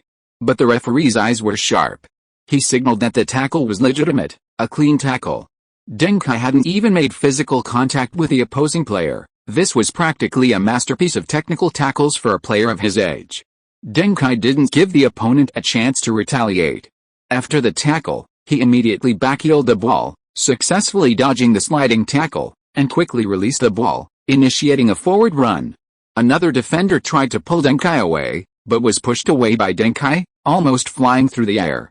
Cruyff's upper body strength came into play at this moment. Superb ball control, explosive power, and immense arm strength. Who could stop such a player's forward run? Deng Kai easily found space. His teammate received the ball and seized the opportunity to pass it back to Deng Kai. Almost unmarked, Deng Kai dribbled into the penalty area. Bang! Deng Kai was brought down by the opposing center back. The referee immediately blew his whistle. A yellow card and a penalty. Chapter 40, a war criminal level performance? Then you definitely don't understand happiness. This decision is absolutely correct. It was definitely a foul inside the penalty area. Deng Kai has won a penalty for the team. His series of maneuvers were flawless, perfectly showcasing the characteristics of an attacking midfielder. Don't underestimate this player just because he's short. He's absolutely tough when he needs to be. According to Sporting Lisbon's arrangement, the penalty taker is the team's star player, Cristiano Ronaldo. Wait, is Cristiano waving his hand? Inside the opponent's penalty area, Ronaldo said to Deng Kai, who had stood up, "Kai, why don't you take this penalty?" Deng Kai looked at Ronaldo, inwardly laughing. Probably no one knew why Ronaldo wanted to give him the penalty. The last time the team had a penalty, it was Ronaldo who took it. He missed. And today, Ronaldo thought his touch was off, making all sorts of ridiculous misses. How could he dare to take a penalty? If he missed and scored again, it would ruin his mentality. At this stage, Ronaldo was far from developing an invincible mentality. He could only try to overcome the psychological shadow caused by previous missed penalties when he was in good form. Today was clearly not the time. Faced with Ronaldo's request, Deng Kai readily agreed, "Leave it to me." So Deng Kai stood at the penalty spot and took the penalty he had won himself. 10 seconds later, Deng Kai raised his arms in triumph. Although Deng Kai's penalty wasn't of high quality, his confused look before kicking caused the opposing goalkeeper to misjudge the direction. 3-1. Sporting Lisbon extended their lead. The surrounding fans couldn't help but admire Deng Kai's composure under pressure. However, inspired by the home crowd, the Chatravanese players didn't give up. In the 85th minute, they once again broke through Sporting Lisbon's defense, creating a crisis in their own half and ultimately scoring a goal to keep the game suspenseful. 2-3. In the final 5 minutes, Chatravanese went berserk, with all players pressing relentlessly. The situation on the field was incredibly chaotic. Until the 89th minute, players from both sides went down in Chatravanise's half during a challenge. Deng Kai, closest to the incident, rushed over immediately. There was a large open space in front of him. Once he dribbles forward, he will create the final scoring opportunity of the match. Both sets of fans are incredibly tense. Chavanese center-back knows he can't intercept the ball before Deng Kai, so to be safe, he begins to retreat. He'll wait for his teammates to recover. He won't confront Deng Kai unless he gets the ball to the edge of the penalty area. Because from that point, Deng Kai's long-range shot is threatening. Bang! No dribbling. Deng Kai, with a wide-open space ahead, actually chose to fire directly? This distance, even if you're Ronaldo, is a bit outrageous, isn't it? No. Not a shot. A pass. The ball flies to the left side of the penalty area, this position. Chris is so fast. He saw this spot. Deng Kai passed the ball from a position where he shouldn't have, but strangely, Chris seems to know Deng Kai's intention, making a forward run at a time when he shouldn't have. Everything is just right. The only suspense is whether Chris can receive this pass and not let Deng Kai down. Bang! Ronaldo volleys the ball without stopping it. The opposing goalkeeper tentatively prepared to make a save, but before he could even react, the ball had already flown into the net from close range. Ronaldo controlled the shot. He scored. Goal. Success. Deng Kai and Chris succeeded. Throughout the entire match, Deng Kai created at least 5 excellent scoring opportunities, but his teammates failed to capitalize. However, on the last occasion, Chris did not disappoint Deng Kai. 4-2. Sporting Lisbon has sealed the victory. This goal had no impact on the outcome of the match, but it holds special significance for the future of Sporting Lisbon. Any team needs time to adapt to a new tactic. Some need months, some need days, But Chris has shown why he is the best striker of his age group in Portugal. He adapted to a completely different tactic in just one match. His talent is far more than what we've seen. Of course, if Chris's adaptation to a new tactic in just one match is remarkable, then Deng Kai, who became the absolute core of the new tactic in his first match back from injury, has had his talent underestimated far too much. He is the brain of this team. I see the shadow of Rui Costa in him. Finally, the score remained 4-2. Sporting Lisbon U15 secured their second consecutive victory of the season. To those unfamiliar with their matches, this was merely a win for Sporting Lisbon. Even judging from the score and tempo, Sporting Lisbon displayed no dominance whatsoever. This 4-2 victory was no different from their previous 3-2 win, achieved only because of Ronaldo's outstanding performance. It was a close call. However, for those familiar with Sporting Lisbon, this victory was truly unexpected.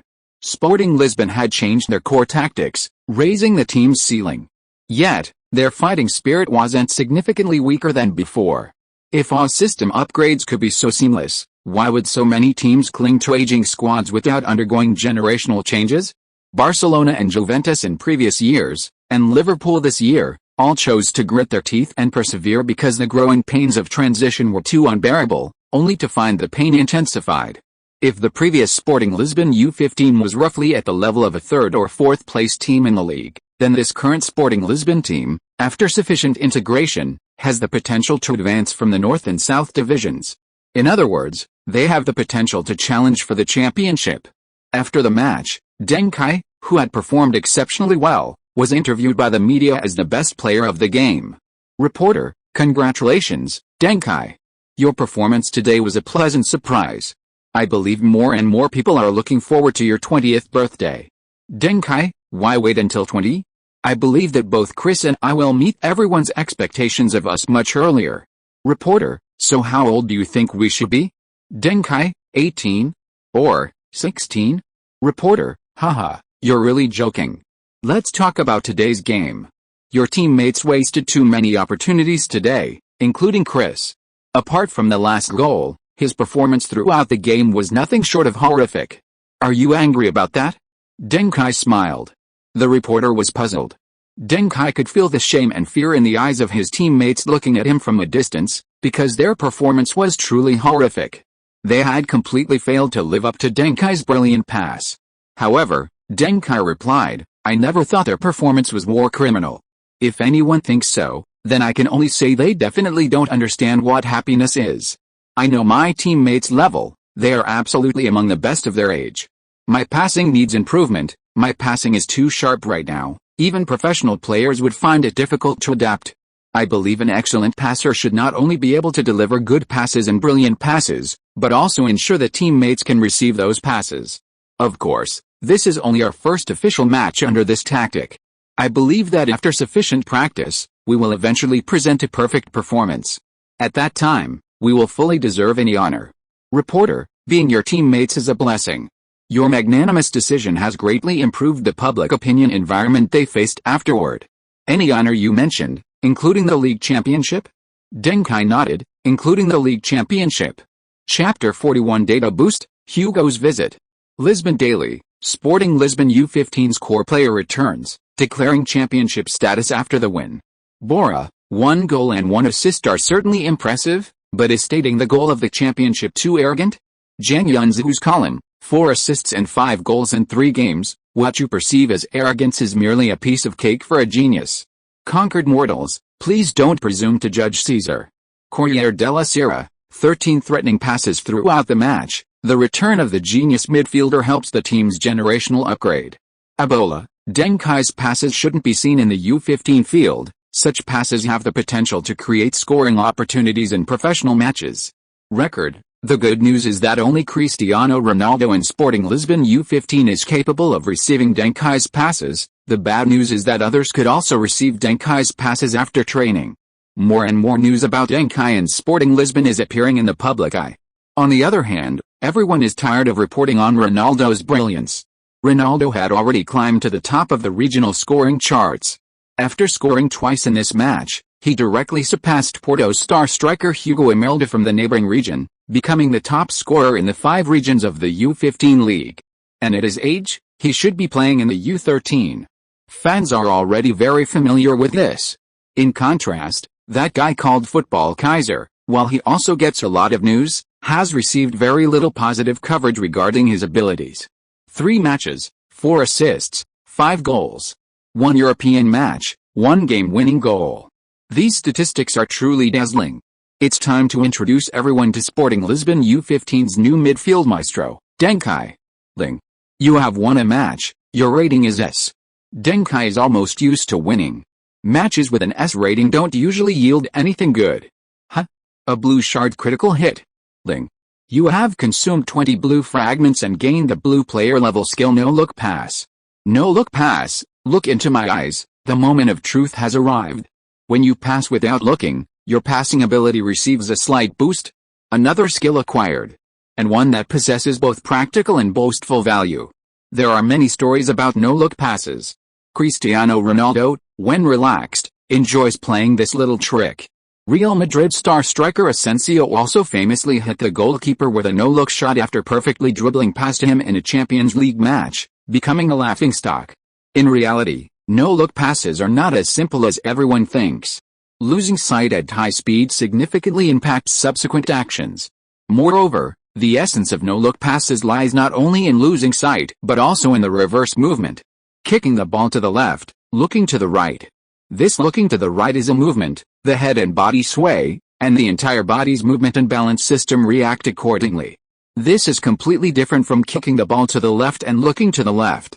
For those who don't understand the difference, open your eyes, throw your phone into the air and catch it.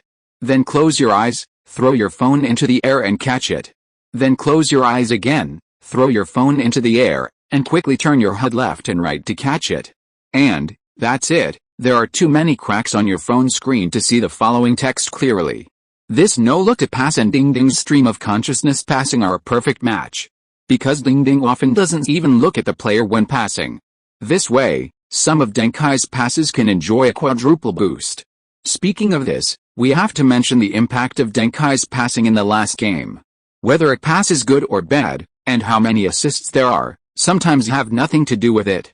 Deng Kai previously assisted twice, but no one thought his passing was particularly sharp. At most, they praise his understanding with Ronaldo.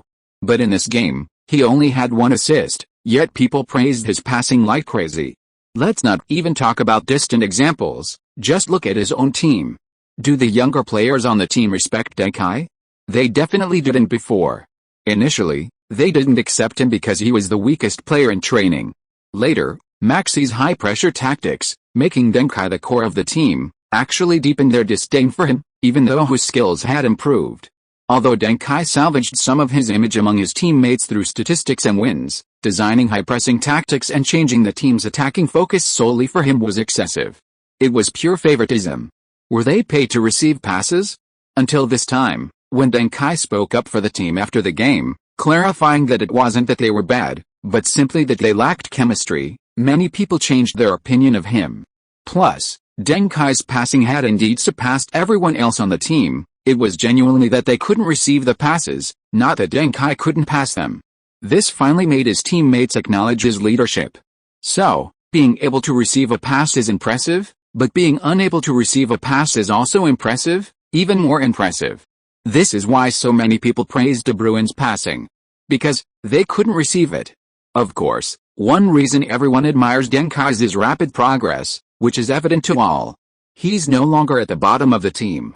Over the past period, through training and matches, Deng Kai's stats have improved significantly. Ball control +1, 64, shooting +1, 52, long passing +1, 55, interception +1, 53, tackling +1, 40, acceleration +1, 56, foot strength +1, 52, jumping +1, 45, strength +2, 49, stamina +1, 54, left foot +1, 3.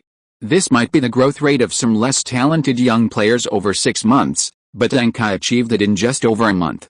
An unexpected bonus is the improvement in his left foot. During this time, Deng Kai has focused on training his left foot. As a midfield core, his left foot can be used less frequently, but it can't be neglected.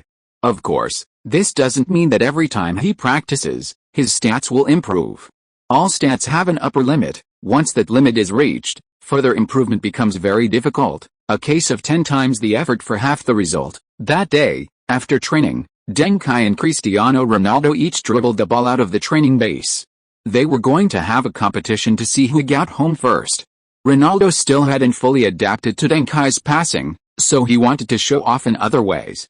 "Chris," someone called out to Ronaldo from a distance. Ronaldo turned around, saw who it was, and immediately smiled broadly. "Brother, what brings you here? I missed you so much." Ronaldo rushed over and hugged his brother, Hugo Dinner Taveru. The brothers had a very close relationship. Hugo was 10 years older than Ronaldo, 23 years old, the last age when a big boy can be wild. Later, you have to mature. However, at this beautiful moment of reunion for the brothers, Deng Kai noticed several flashy-looking young men watching Hugo and Ronaldo nearby. No doubt, they were a group of street thugs.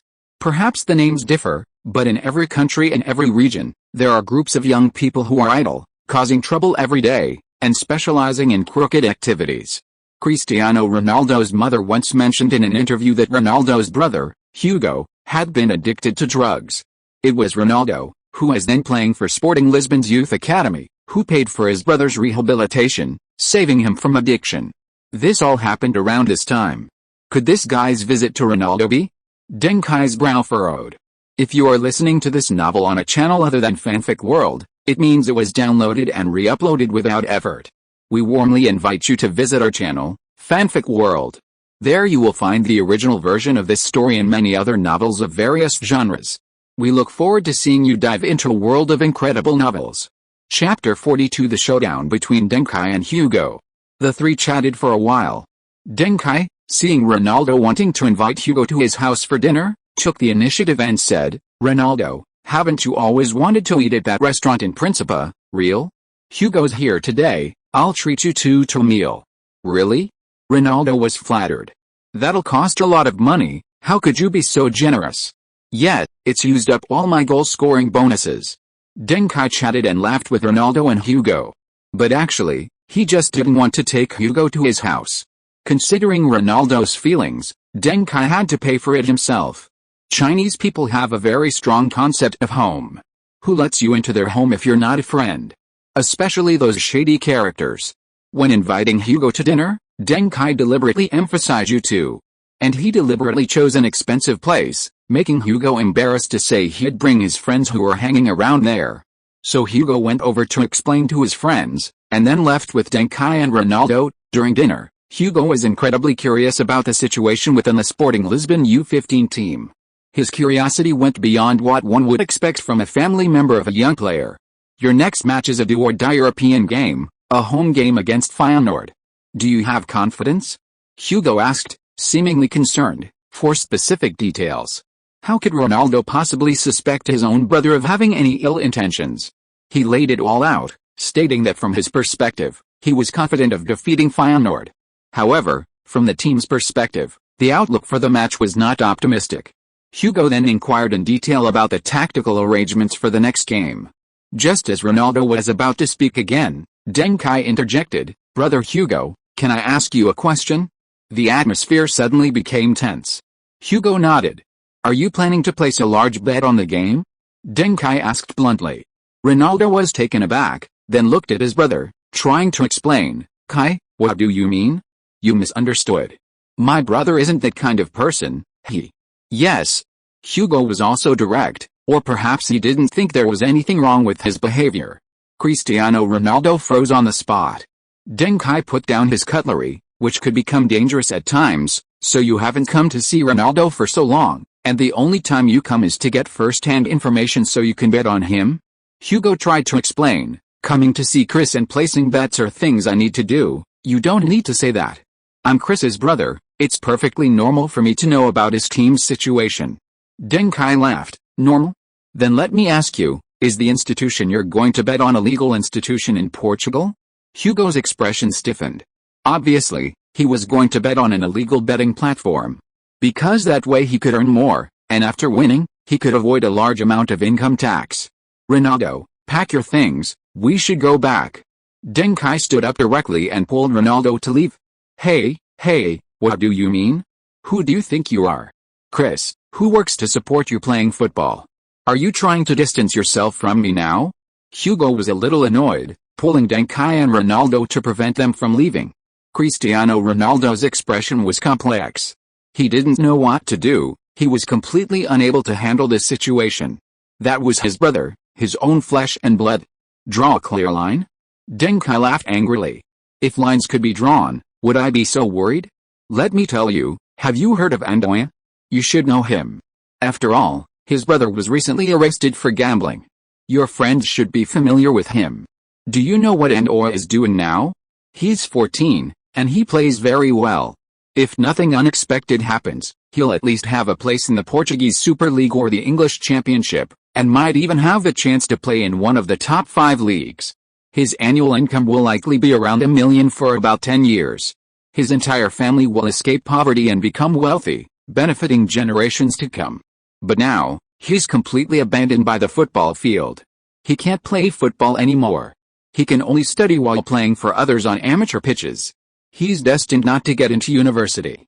He'll get injured every few days on amateur pitches. I guess he can only play for 2 or 3 years at most before another player breaks his leg. His future is completely hopeless. Hugo clearly knew about Ronaldo's situation. He accused Deng Kai, so isn't this your problem? You're the one who made Ronaldo unable to play, and he clashed with you. Brother. Ronaldo pursed his lips. It was me. I'm the one Ronaldo was causing trouble for. They looked down on me, called me a country bumpkin, called me an African brat, and made things difficult for me at every turn. Kai clashed with Ronaldo because he was protecting me. I was afraid you and Mom would worry, so I said it was Kai who clashed with Ronaldo. Hugo was dumbfounded. If he and his mother knew this, perhaps they wouldn't have let Cristiano continue playing for Sporting Lisbon. This was too much. However, Deng Kai didn't care about any of that. He said, it doesn't matter who it is. After the conflict with us, Ronaldo left Sporting Lisbon, but he became a key player in Qatar Sports U15, which isn't a bad thing for him. What truly caused him to be abandoned by football was his own brother. Any player, once involved with gambling, can never dream of reaching the highest stage, becoming a beloved superstar. They can never even dream of having the chance to play football again. Those who encouraged you to participate in gambling, do you really think they were your friends? If they truly considered you a friend, they wouldn't let you do such a thing. They never considered you in Ronaldo's positions. Those who truly care about you would never force you to drink when you can't, let alone try to turn you into a drug addict. Hugo, on one hand, felt that Deng Kai's words made some sense. On the other hand, he was frightened by Deng Kai's alarmist words. He suggested that everyone find a place to talk things out. After all, this was a public place. Talking about gambling or drinking and drug use was inappropriate. So the three of them returned to Deng Kai's house. Back home, Deng Kai mentioned that his father's foot was now in the recovery phase and needed appropriate exercise. Deng's father, ever the astute man, pulled his wife out for a walk. He knew his son had business to attend to and hoped they would leave temporarily. Once the two elders were gone, Hugo began to explain his big money opportunity. As it turned out, Deng Kai's guess was correct. Hugo had been misled by his friend and was after a large sum of money. Chapter 43, a bonus chapter. I've seen some readers ask about this, but due to platform controls, while I can see everyone's comments and am constantly replying, you can't see them on the platform, so I'm addressing this specifically. Exposure during the new book launch period is crucial, and exposure opportunities are only given to books with good data. Therefore, everyone's comments, recommendation votes, monthly tickets, follow-up reading, and rewards are all very precious to me. To repay everyone, I will work hard to add more chapters. A reward of 10,000 points will earn 1 extra chapter that day. A reward of 30,000 points will earn 3 extra chapters that day, and 7 more after the book is officially released. A reward of 10,000 points will earn 10 extra chapters that day, and 30 more after the book is officially released. For every 500 monthly tickets, 1 extra chapter will be added after the book is officially released. However, I want to remind everyone that rewards must be based on your ability. For students who aren't rich, even $1 or $2 is appreciated. Just subscribe later. For those of you who are working hard to support your families, I won't stop you from giving large sums, I will definitely focus on both quality and quantity to live up to everyone's support. Chapter 44. We will never tell him that we can't beat Feyenoord at all. The UEFA Youth League is a golden opportunity to make a fortune. Hugo, with Ronaldo as an insider, could even bet on relatively accurate scores if the information was detailed enough. The return would be insane. Just invest 20,000 yuan, and our family will never be short of money again for 3 to 5 years. Hugo was adamant. He wasn't willing to give up this opportunity. Of course, he cared about his family, but his way of showing his love for them was flawed. Deng Kai strongly disapproved of this approach. By the end, Deng Kai and Hugo were completely red-faced. If Ronaldo hadn't intervened, they might have come to blows. Well, saying Deng Kai was unilaterally beaten might be more accurate. Please leave. You're not welcome here. And please don't ever come to Alcochete to see Ronaldo again. I will never let you harm him. Get out, get out. You scoundrel, may you die a horrible death. Deng Kai ordered him to leave. Ronaldo urged Hugo to leave first and handed him a bag. Hugo grabbed the bag, turned, and slammed the door shut, the force shaking the entire house. The sound of him coming downstairs was deafening. Kai, don't be angry, I'm sorry about this. Ronaldo knew Deng Kai was doing it for his own good. But Hugo was, after all, his brother. The word after all can be really difficult sometimes, even the most capable people can stumble over it. Deng Kai's expression suddenly changed, all anger and annoyance gone. He looked out the door, put his finger to his lips to signal Ronaldo to be quiet, and deliberately said loudly, Ronaldo, don't tell your brother about team matters anymore. Especially the next game. We have no chance of beating Feyenoord. You can't mention Coach Max's tactics to anyone. His conservative tactics are designed to minimize the number of goals we concede. In this European competition, we'll consider it a win if we lose by a small margin. As long as the loss isn't too humiliating, both the fans and the team management can accept it. After all, we're the core of the team, but we're a year or two younger than players from teams of the same level. We've already achieved something. Listening to Deng Kai reveal everything from inside the room. Hugo, who had returned from outside, smiled slightly. Young. The Chinese kid is still too young. He doesn't even know the saying walls have ears. This is a sure thing. Wait, isn't walls have ears a Chinese idiom? Lisbon, a slum neighborhood. Hey, Hugo, how did it go? As soon as Hugo returned, his friends enthusiastically surrounded him. Of course, no problem. Hugo said, under 2020, definitely under 2020. Under 2020? Hugo's friends were somewhat surprised. Sporting Lisbon had been winning all the way recently, their form clearly improved. Their star striker Cristiano Ronaldo topped the league's scoring charts, and their new midfield maestro, Deng Kai, was hailed as a master-level midfield prospect, with first-rate passing and creating scoring opportunities. In this European competition, they absolutely had to go all out. This was Sporting Lisbon's do-or-die match for qualification. If they lost, they would definitely have no chance of advancing. Sporting Lisbon are firing on all cylinders, while Feyenoord are also playing attacking football, and they have a super striker, Van Persie, whose European performances are even better than Chris's. Plus, youth team matches are prone to high scores. It's safe to say this match is far from a low-scoring affair. Feyenoord is too strong, Sporting Lisbon never intended to win. Hugo confidently repeated Deng Kai's words, their performance in European competitions isn't good, even if they fight tooth and nail, they might not qualify. But the league is different. They've found their rhythm there, and if they go all out, they could easily make it into the North-South Division or even the Championship zone. Sporting Lisbon's management also values consistent league performances more.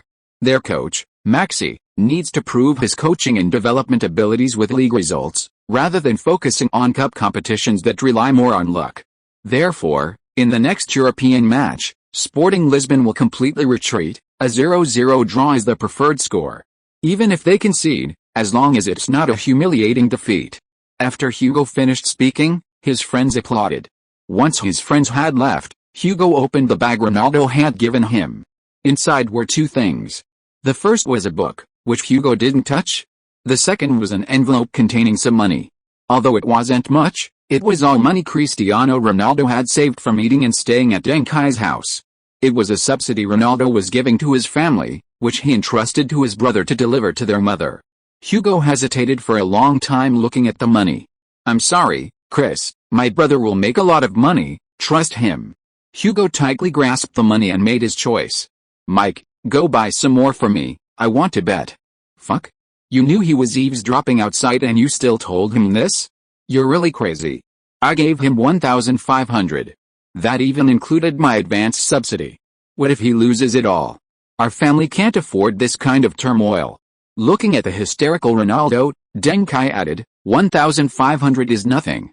Judging from your brother's appearance, he has clearly prepared more money for gambling. I estimate it won't be less than that. Deng Kai held up one finger. Cristiano Ronaldo, instantly calmed from his outburst, cold sweat pouring down his forehead. $10,000? You mean, no, he doesn't have that much money, Deng Kai looked at Ronaldo, but he has so many cronies. Who do you think first suggested going on a big gamble? I'm sure it wasn't your brother, he's actually a good guy. Only a milk merchant would persuade someone to drink milk. Only a mobile phone merchant would say, why does your next computer have to be a computer? Those who encourage gambling are often the bookmakers. Among your brother's close friends lately, some are definitely the bookmakers' downlines. Maybe there are also downlines of those who let the money run. In short, besides someone like your brother who's a blank slate, many of them have other identities. I haven't heard of your brother having these friends before, have I? Believe me, even their contact with your brother is selective, because he's the brother of the famous Portuguese next Ronaldo in the youth training world. Ronaldo suddenly understood. So that's how it is. Although for most fans, Cristiano Ronaldo is still an unknown figure. Even the most seasoned football fans, extremely rare among them, only know the players up to the reserve team. Who cares who the U15 players are? But for those who make a living from football, scouts, youth training professionals, betting agencies, and underground gambling operators, this name is already very familiar. A speedy player who scores goals like crazy, improves rapidly, and has an extremely strong will to win. These people's judgments of young players are sometimes even more accurate than the clubs. Because the clubs might just be looking to make a quick buck. But they, on the other hand, rely on these kids for their livelihood. Never use your hobby to challenge someone else's profession. Bonus chapter added. Thanks to the helmsman for the reward. Thanks to reader 53267 for the reward. Chapter 45. What kind of gamble is it if you already know the outcome? There's a classic example of the information gap between scouts and fans, Kylian Mbappé. Before his rise to fame at Monaco, and even before the 2018 World Cup, how many fans knew Mbappé? Very few. Even if they did, how many knew before his transfer to Monaco? In fact, industry insiders knew about this talented young player even before he was 10 years old. When Mbappé trialed with Chelsea at 14, Chelsea was undecided and wanted him to try again. Mbappé's mother was furious, firmly stating that this was impossible, an insult, and declaring that Chelsea wouldn't come even if they offered him $50 million 5 years later. Many people, after hearing this story, say that Mbappé's mother was arrogant and domineering. Her son wasn't even famous yet, but she acted like a superstar, which was offensive. Is that really the case? Of course not. Because Chelsea's demands were indeed an insult to the then promising Mbappé. Chelsea, already possessing two talented players like Dominic Solanke and Tammy Abraham, weren't particularly keen on acquiring the highly skilled but demanding Mbappé. If they gave Mbappé those demands, how would they treat Solanke and Abraham? Wouldn't they also have to raise their salaries? This is similar to the principle that top salaries within a team can't be given or increased casually. The so-called indecisiveness and second trial were merely excuses to discourage Mbappé.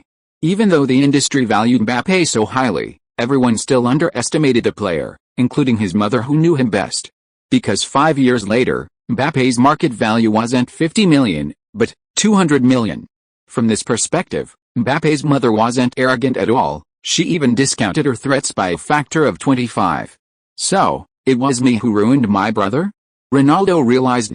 It was absurd, but it could very well be the truth. Deng Kai nodded, indicating that you'd finally found the key point. He further analyzed for Ronaldo, saying, if someone around you has a problem, you should distance yourself from them immediately and never contact them again, because it will only bring you trouble.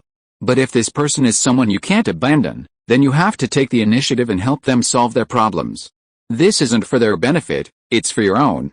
You are brothers, family. If he incurs huge debts, contracts a deadly virus, or is kidnapped and dismembered in the future, you will bear the responsibility and grief behind it all. Your current indulgence of your brother is irresponsible to yourself, your parents, your sister, and your entire family.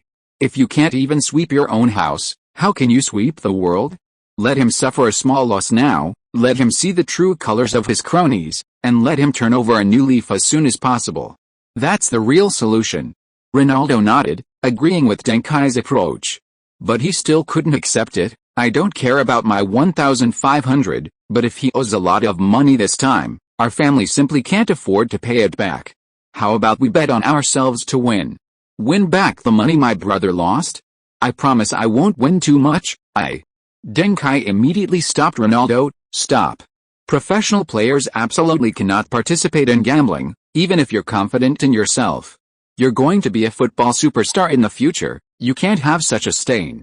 Don't forget what our initial intention was in stopping your brother from gambling. Wasn't it to ensure you wouldn't have this kind of dark history in the future? Ronaldo was completely at a loss. He knew that perhaps a debt of over 10,000 wouldn't be much for him in the future. But within 2 or 3 years, he absolutely couldn't come up with that money. And for a Madeira family that was already poor, this money meant utter ruin. Here. Deng Kai took out a pair of bulging socks from his room.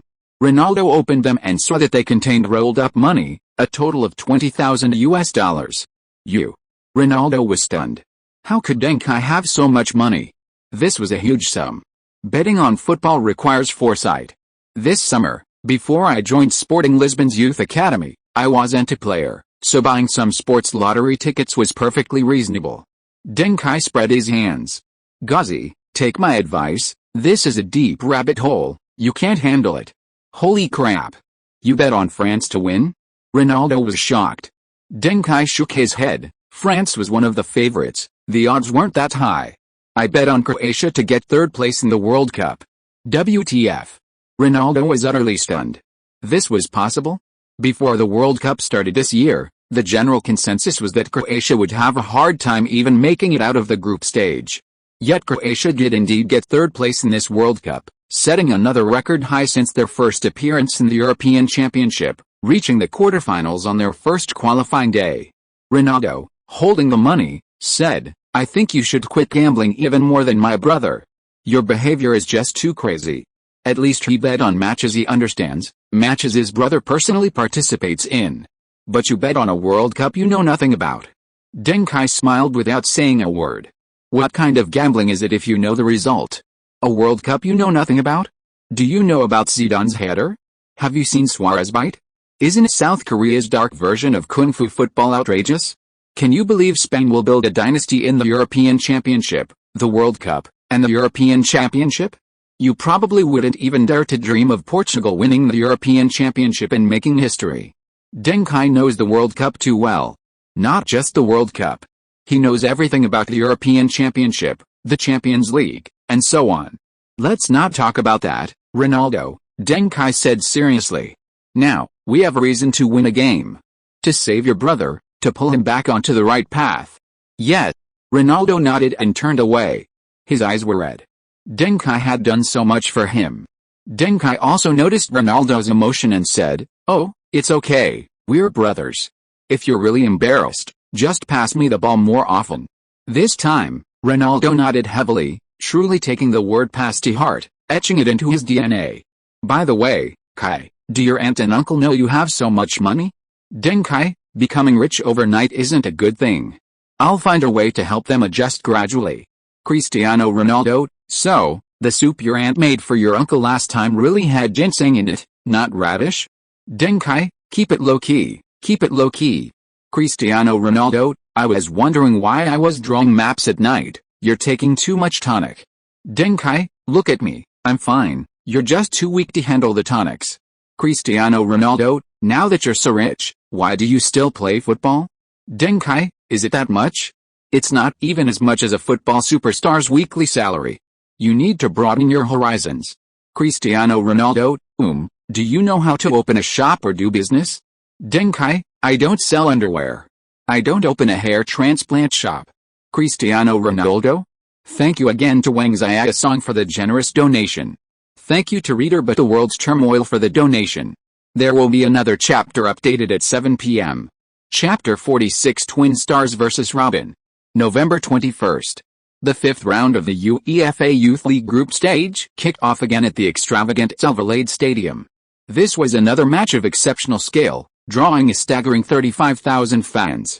Few youth team matches boast such a massive turnout.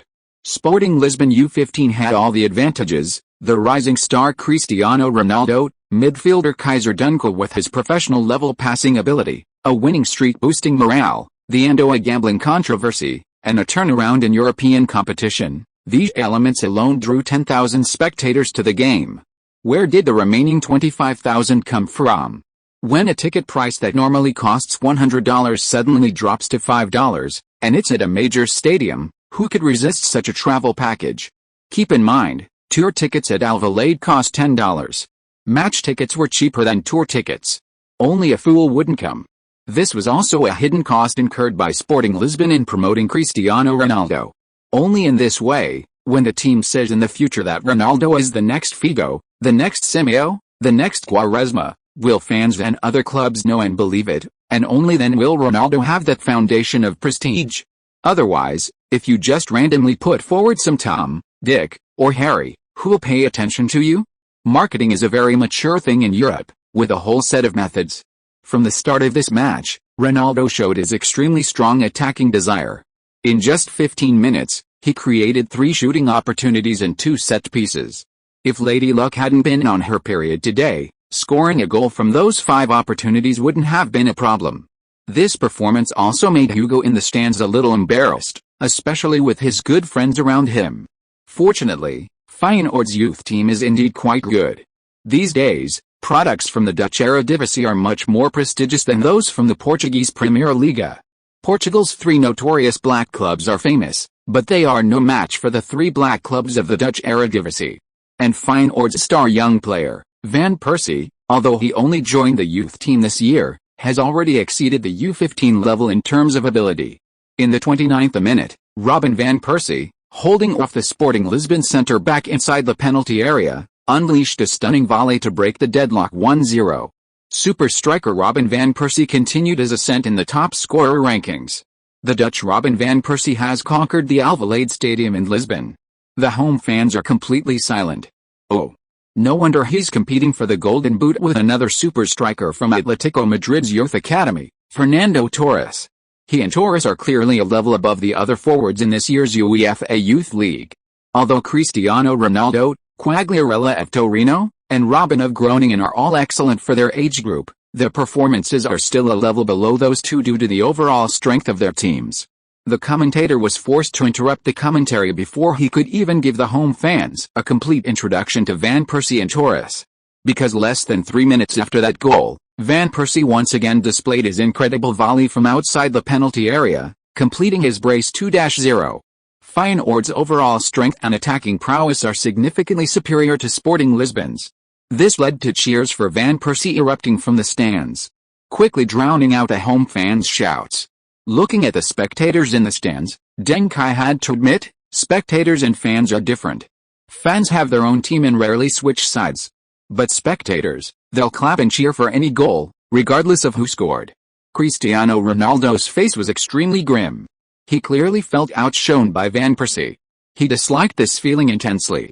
Meanwhile, in the stands, Hugo and his friends were embracing and celebrating. They'd made the right bet. They were about to strike it rich. If Feyenoord won, and both sides scored 3 or fewer goals, they would instantly become rich. Hugo was overjoyed. It seems Maxi had some ideas beforehand. That's normal, which is why I said betting on 1 goal wasn't safe. 3 goals was the most secure. Now that they've lost by 2 goals, Maxi will definitely have the team play more defensively to avoid making the game too ugly. Facing a defensive Sporting Lisbon, Feyenoord won't find it so easy to score. 2-0. 3-0, 2-1, that's basically the score. Brothers. The money's in. They were even dancing excitedly. However, Hugo was wearing a Ronaldo jersey. This caught the attention of the big screen. It seemed to be telling the fans through the camera lens that even Ronaldo's fans had surrendered, so what were they still holding on for? Cheer for Feyenoord and Van Persie. After realizing he was on the big screen, Hugo immediately stopped celebrating. He saw Ronaldo watching the screen. He hadn't betrayed his brother, he was just too happy to have made so much money.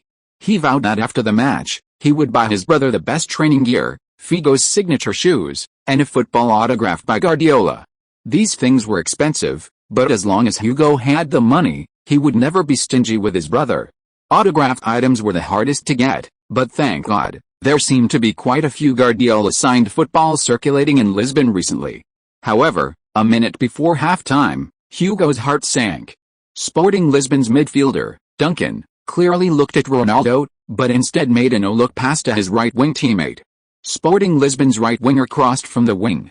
With Ronaldo cutting inside and Duncan making a run, Sporting Lisbon's centre-forward was unmarked and headed the ball into Feyenoord's goal 1-2. Sporting Lisbon pulled one back. 3 goals. We can't afford any more. Otherwise, we'll be in big trouble. Hugo's friend warned him. Hugo forced a smile. It's alright, at least we won't lose money. Unless Sporting Lisbon wins and the total goals exceed 6, we can all make some money. His friend nodded in agreement, comforted by Hugo. True. As long as Sporting Lisbon loses, they'll make some money, however little. Besides, a total goal exceeding 6 is clearly impossible. Sporting Lisbon has proven they're not a sieve, they have some skill. Both sides will definitely increase their defensive intensity and focus in the second half. Whether it's Van Persie or Ronaldo, they won't score. Half-time. The game resumed. In the 50th minute, Deng Kai, with the ball in the attacking third, once again made a no-look pass. He was clearly focused on the defender, but suddenly chipped the ball into the penalty area. Ronaldo, who had been lurking near the halfway line, accelerated past Feyenoord's entire defense and into the penalty area. Facing the on-rushing goalkeeper, Ronaldo again took a first-time shot, delivering a calm and difficult chip shot that sent the ball into the net. 2-2. Sporting Lisbon rallied in the late stages to equalize. This dashed the hopes of some gamblers hoping to make a fortune. That damn bastard. I want to break his legs. Hugo's friend cursed Ronaldo angrily. Hugo frowned. Even if he couldn't make a huge profit, he could still make a small one, right? Why are you cursing my brother like that?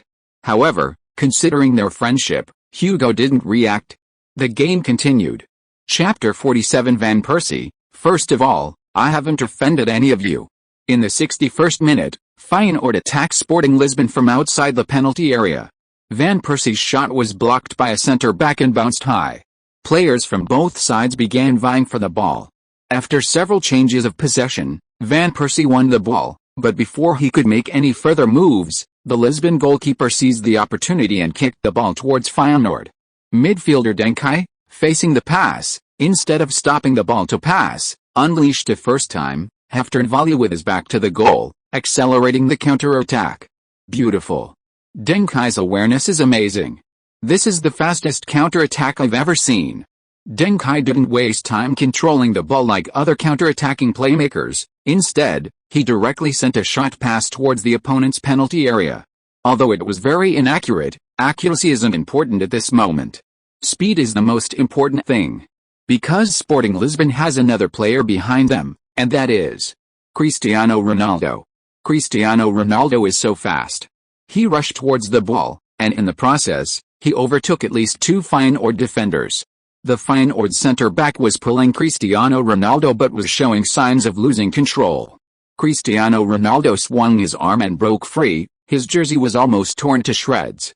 The referee signaled a favourable attack because Cristiano Ronaldo had control of the ball, and only the Feyenoord goalkeeper was in front of him. Continuous adjustments, step-overs, more step-overs, lift your foot, flick the ball, and he's passed. Cristiano Ronaldo has gotten past a Feyenoord goalkeeper. He really reminds me of Ronaldo. Pushing the ball into the empty net. Beautiful.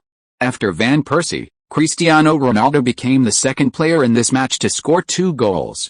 He helped the team come back from behind to beat Feyenoord 3-2.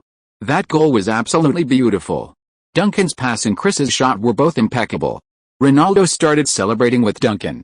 The two leaped high, turned 180 degrees, and the cameras in the opposite corner flag displayed their jerseys. Messi, on the sidelines, also jumped up excitedly. The team's management was watching this match from the VIP box. If they won, Sporting Lisbon would have a good chance of advancing to the round of 16 of this year's UEFA Youth League as the second-place team in their group. This achievement far exceeded the team's initial season goals for the U15 team. Meanwhile, Feyenoord's coach was heartbroken. Van Persie on the field clenched his fists. This match was also crucial for them. A win would secure their qualification for the knockout stage with a game to spare. But a loss would mean another round of intense competition. This rest period was extremely valuable to Van Persie, as he had played too many games this season. Mark their midfielder, that player is too threatening, he's Sporting Lisbon's attacking engine. Feyenoord's coach gave the order, not expecting this match would require him to go to such lengths. But now, kid, sorry. Bang.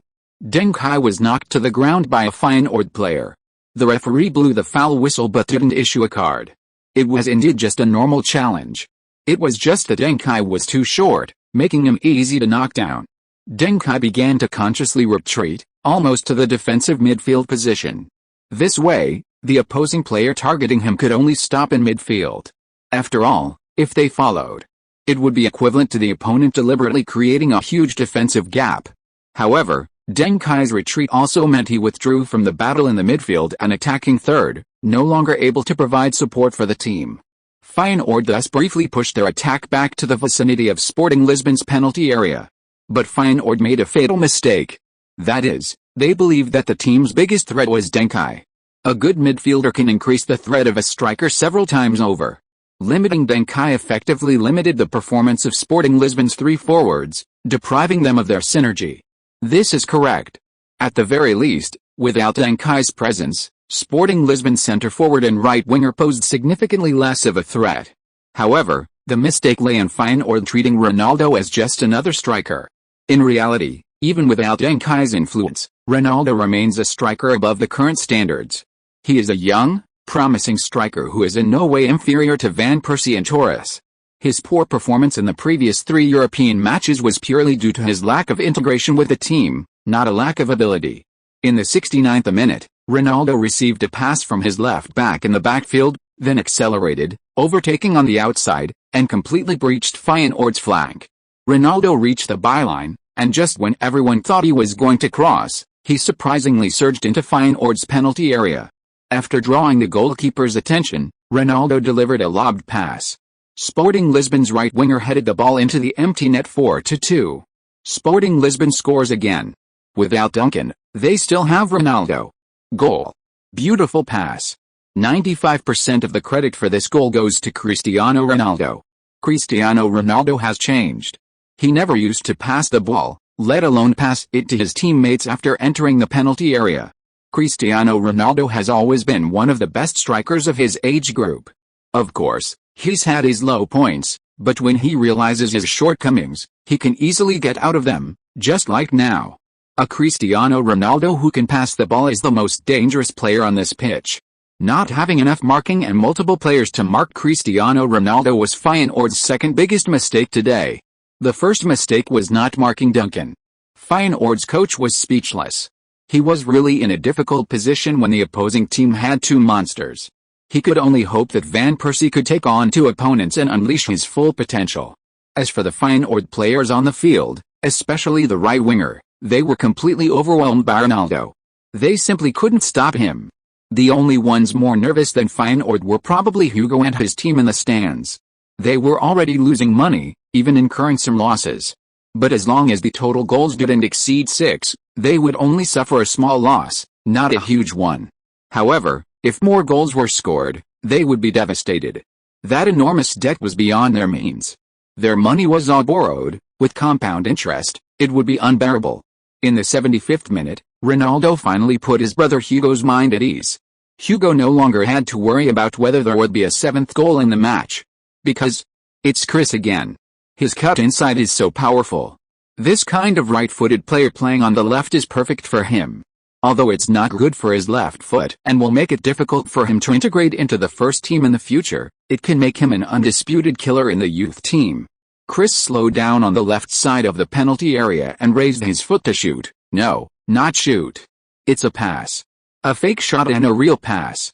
This ball is for Deng Kai. After being silent for 20 minutes, Deng Kai suddenly moved forward, constantly roaming and somehow arriving near the penalty area. His sudden forward movement was completely unmarked. Shoot. Goal. Deng Kai scored the 7th goal of the game.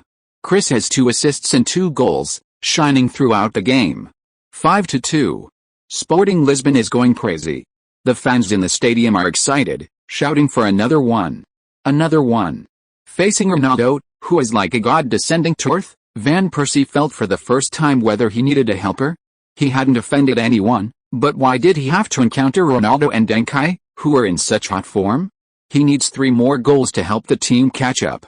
Don't say he can't do it. Even if he could, it's exhausting. Welcome to join our fan group for chat. Group number 725,497,461. There's a one-click group entry setting in the description. Chapter 48 Van Persie's Ambition. In the 80th minute, Feyenoord still hadn't given up. Their midfielder made a crucial interception in the attacking third, and Deng Kai, surrounded by defenders, lost possession after his pass was blocked. Feyenoord's midfielder launched a through ball. Van Persie instantly accelerated, dribbled into the penalty area, and unleashed a powerful shot that breached Sporting Lisbon's goal for the 3rd time 3-5. Van Persie completed his hat-trick. Feyenoord continued their relentless attack, seemingly still capable of anything. In the 88th minute, Deng Kai, who had been dispossessed earlier and led to a goal, exacted revenge. It was another interception in the attacking third. Deng Kai and Ronaldo were now in a 2-on-1 situation. Deng Kai was poised to unleash a long-range shot from just outside the penalty area, forcing the opposing centre-back to abandon Ronaldo. Ronaldo surged into the penalty area. Deng Kai delivered a through ball. Ronaldo received the ball on the left side of the penalty spot, unmarked. Chris gets the ball. He's about to shoot. He's about to complete his hat-trick. Pass. Another pass. Deng Kai, it's Deng Kai again, a follow-up shot. Feyenoord's goalkeeper is completely drawn to Chris. Deng Kai taps the ball into the empty net. 6-3. Sporting Lisbon has secured their biggest victory of the season. Let's congratulate them. Now they will be direct competitors with their final round opponent, Torino U15, with the winner advancing. They have gained the initiative. It must be said that Chris's choices in the second half of the match were truly unexpected. He twice provided assists to his teammate Deng Kai in near-open goal situations. This selfless performance is completely different from the outside evaluation of him. This is a good sign. Although he missed out on a goal hat-trick, Chris wore another hat-trick in this match, completing an assist hat-trick. Of course, Deng Kai's performance in this match was also amazing. With 2 assists and 2 goals, he was still the player who created the most scoring opportunities in this match. If it were just Chris or Duncan, Van Persie might have won, but facing 2 equally talented players, he was somewhat isolated. Ultimately, the score was 6-3. Ronaldo won the Man of the Match award based on his statistical superiority. In an interview, Ronaldo explained his passing. "I'm not a player who can't pass, I just prefer shooting and scoring to passing. Can is an excellent midfielder, he taught me how to find a balance between scoring and passing. Was my pass to him too deliberate? That's not something I consider. As long as it helps the team win, a little deliberate is fine." The reporter also interviewed Duncan, hoping to understand how he influenced Ronaldo to make this significant change. Duncan held up 2 fingers. "Reporter, you mean 2 points. First, the team's victory is more important than the number of goals. Second, when Chris went from a goal-scoring machine to a winning symbol, that's progress." Duncan nodded repeatedly. "You reporters just imagine things. I mean, 20,000 yuan. He who eats another's bread sings his song." Regarding the performances of these 2 opponents, Feyenoord's Robin van Persie stated in an interview, "It's a pity I couldn't have a fair competition with Chris this time. He has a great teammate, while I don't. Chris is very good, but there's still a gap between us. Deng Kai is the best midfielder I've ever seen at his age, and even at my age. He's very competitive." When pressed by reporters about Van Persie's assessment, what about Deng Kai compared to the already qualified Ajax midfield duo? If this year's UEFA Youth League was a battle of wits between Van Persie and Torres, with stars like Ronaldo, Robben, Quagliarella, and Schweinsteiger, still playing as a winger, shining brightly, then in midfield, the Ajax duo reigned supreme. Van Persie, I don't think Duncan is weaker than Van der Vaart and Sneijder. His playing style is similar to Van der Vaart's, Perhaps not reaching Van der Vaart's level, but he also incorporates some of Sneijder's characteristics, which is his biggest advantage. Van Persie's comments on Duncan, based on his numerous encounters with the Ajax duo, attracted attention from media outlets in the Netherlands and England. The Portuguese football Kaiser can actually be compared to the Dutch midfield duo? Really? You have won a match, your rating is SS.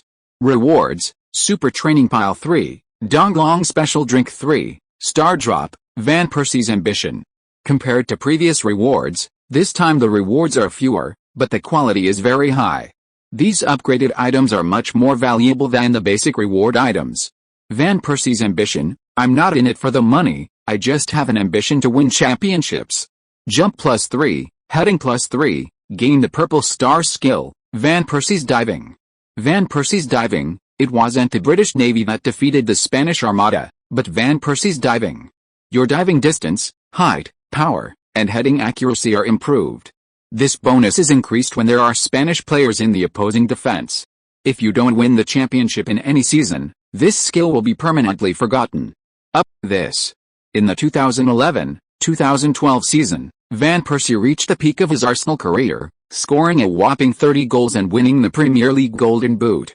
Just as Arsenal fans were looking forward to the next season, Van Persie defected to Old Trafford, joining Arsenal's league rivals, Manchester United.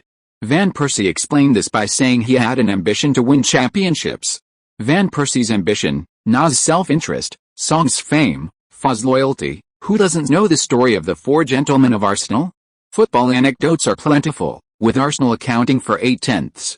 The loyalty and righteousness joke is the most widely circulated. This is because it was a huge disaster for both Arsenal and Fabregas himself. Who would have thought Van Persie could even lose his ambition? Next time, could he lose his shooting boots? But to be fair, this loss was quite significant. It added jumping and heading abilities, a generous amount. It even gave him a purple skill, Van Persie's diving. In the first round of Group E in the 2014 Brazil World Cup, in the match between Spain and the Netherlands, Van Persie scored a diving header, earning a place among the top 10 goals of the tournament. This helped the Netherlands thrash Spain 5-1, crushing the Spanish Armada, who had won 3 consecutive major tournaments and established a dynasty. Controlling headers is inherently difficult. The future of football will not lack super strikers. Excellent wingers will emerge one after another, but it's almost impossible to find a qualified target man. Can you believe that the legendary striker Haaland is not good at heading? Finding a striker with both heading ability and header support skills is incredibly rare, perhaps even 1 in 100. And the diving header is among the most difficult to execute because it involves the player losing control of their body. This skill not only enhances the effectiveness of the diving header, but also provides further advantages when facing Spanish defenders or goalkeepers. Calling him a Spanish team killer wouldn't be an exaggeration. It seems like developing in La Liga would be a good option. Are there any Spanish teams in this year's UEFA Youth League? Yes, and they're quite strong, having already qualified. That's Atletico Madrid U15, where striker Fernando Torres plays. If you are listening to this novel on a channel other than Fanfic World, it means it was downloaded and re-uploaded without effort. We warmly invite you to visit our channel, Fanfic World. There you will find the original version of this story and many other novels of various genres. We look forward to seeing you dive into a world of incredible novels. Chapter 49: The Prodigal Son Returns. Lisbon, a slum neighborhood. Bang! Bang! Bang! Hugo was tied to a chair, being beaten by his good friends. You son of a bitch. You made me lose 30,000. Damn it. You have to pay me back, or I'll kill you. I lost 13,000 too. Holy crap. Did you secretly place other bets? So you deliberately let your brother score so many goals? That's it, that bastard. I'll get someone to break his legs tomorrow. I'll make him kick that damn football. Hugo's face was covered in blood. He had no strength left to argue with him. Had he not lost money? He had lost over 20,000. How could he afford it? How could his mother's monthly salary of $500 cover it? He truly felt he might as well be dead. However, when he heard them say they were going to break Ronaldo's legs, he used his last ounce of strength to spit in their face. Come at me, don't mess with my family. Hugo was on the verge of fainting. Suddenly, sirens blared outside. One of the men went outside to check and then said in a panic, "The police are here. Run." Lots of police. Police. Damn it, who called the police? Go, go, go.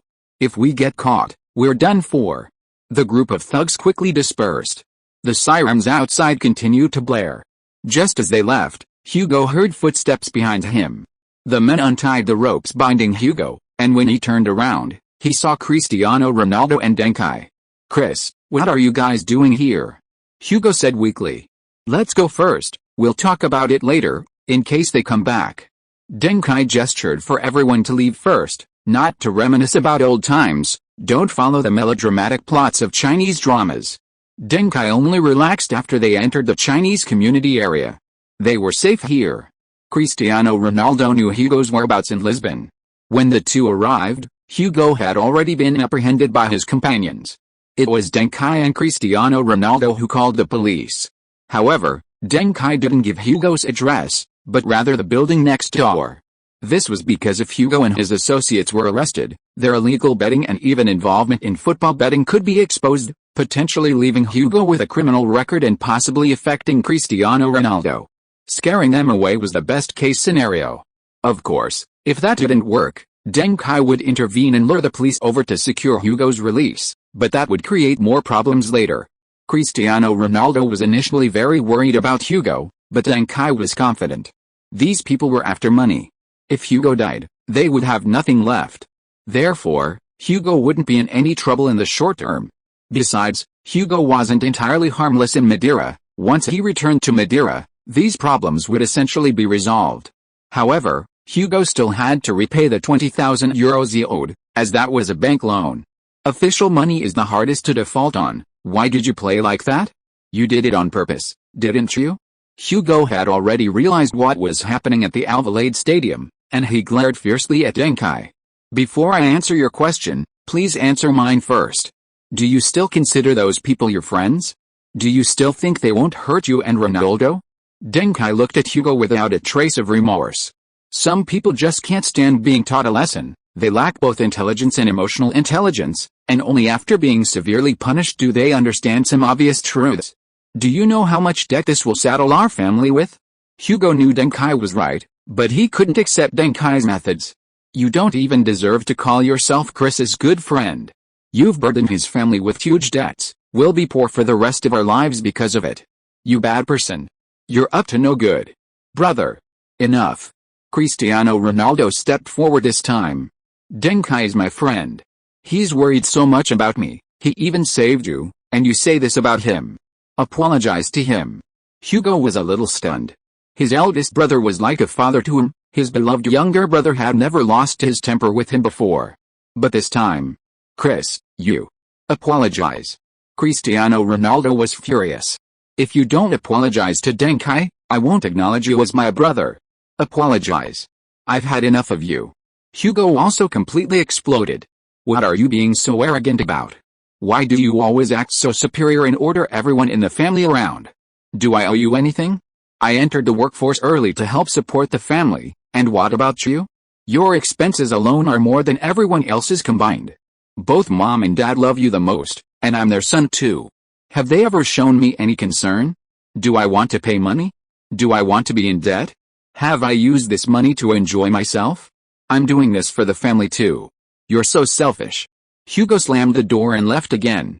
This time, he really left. Cristiano Ronaldo stood there, stunned, unable to refute.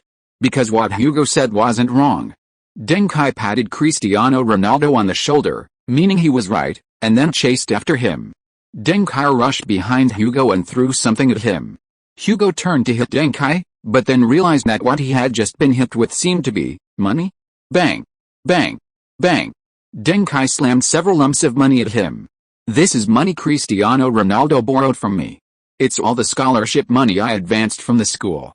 Deng Kai said. Take this money and pay off all your debts. If there's anything left, tell your aunt it's what you earned this time, and then set up a stall and do some small business. Never, ever gamble again. And never get involved with those addictive things, you'll ruin your whole family. Deng Kai had actually realized that family, especially Cristiano Ronaldo, held a heavy place in Hugo's heart. Saying the money was borrowed from Cristiano Ronaldo would make Hugo care more. At least he wouldn't squander it again. If he really did squander it, he would lose his brother forever, which wouldn't be a bad thing for Cristiano Ronaldo. Sure enough, Hugo's hands were trembling. As he bent down to pick up the money, he asked, "How can Chris afford to pay all this back?" Deng Kai replied, "He'll become a star, and then your whole family won't have to worry about money. But even the greatest star, if his family is disharmonious and lawless, will only become a laughingstock. From now on, you don't need to take any crooked paths for money. Take care of yourself, take care of your aunt and uncle and your 2 sisters, that's the biggest support you can give Ronaldo. He gave you a book last time, didn't you read it?" Hugo shook his head, he didn't even know the book's title. "Wait here, I have another copy at home, I'll go get it for you." Deng Kai turned around. "After you get it, hurry back to Madeira. Your friends probably haven't realized what's going on yet. But if you don't leave tonight, it might be more troublesome to leave later." 2 minutes later, Deng Kai ran over and handed the book to Hugo.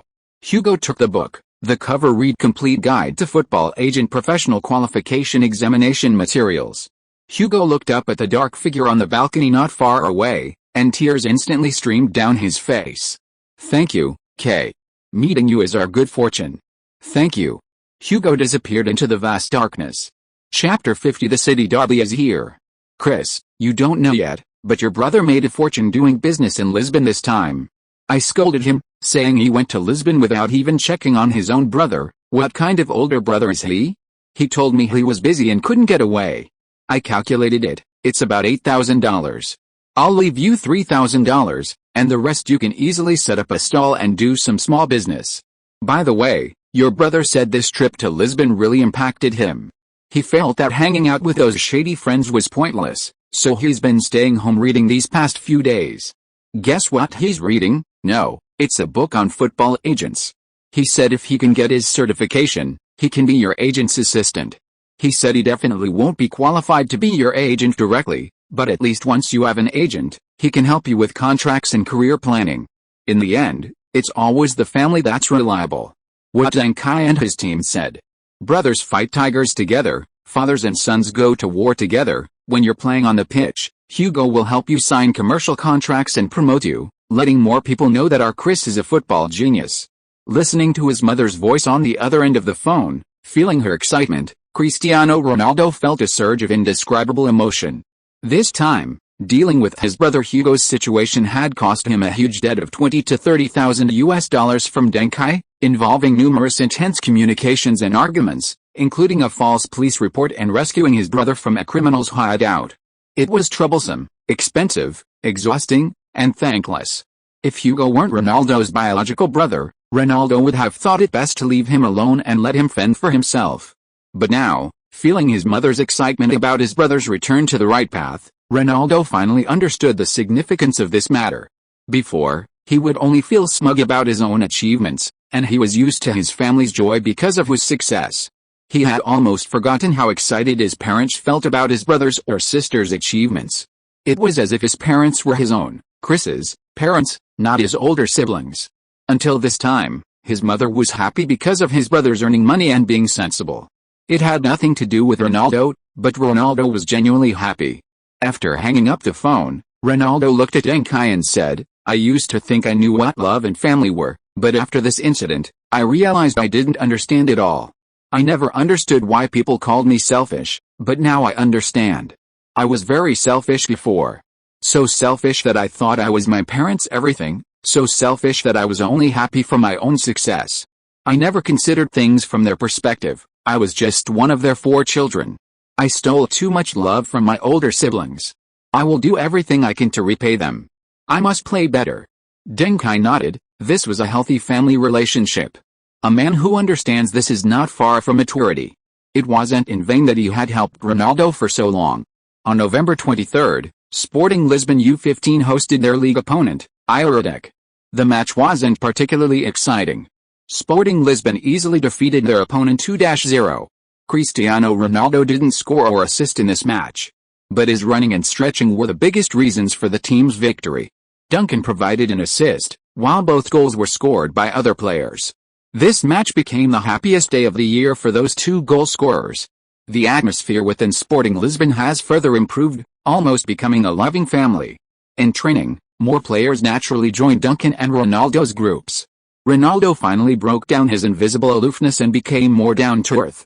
Besides Duncan, he could at least talk to his teammates a few times. This change surprised Maxic, but he assumed it was just a result of winning. In reality, a good team atmosphere requires much more than just winning. It also requires someone quietly contributing and maintaining it. That day, Maxic invited Trigura to give a targeted tactical lesson. The lesson was specifically for Benfica U15. In the next league match, Sporting Lisbon U15 will face Benfica, the current leaders of the region, away from home. As of now, 12 rounds of the league have been played. Sporting Lisbon has 6 wins, 1 draw, and 5 losses, accumulating 19 points and ranking 5th in their group, with a chance to advance to the playoff zone. They've won 5 and lost 1 of their last 6 league matches, even defeating the second-place team in the standings, showing incredible form. However, Benfica is already melting in the heat. They've won 12 consecutive matches. Benfica possesses unparalleled dominance in this group. These two fierce city rivals, one invincible, the other currently on a roll, will clash, determining a winner and a loser. Therefore, Benfica has followed suit, requesting that this city derby be moved from their youth training ground with a capacity of only 2,000 to their first team's home stadium, the Estádio da Luz. The Estádio da Luz, which was just expanded in 1997, now has a capacity of 42,000.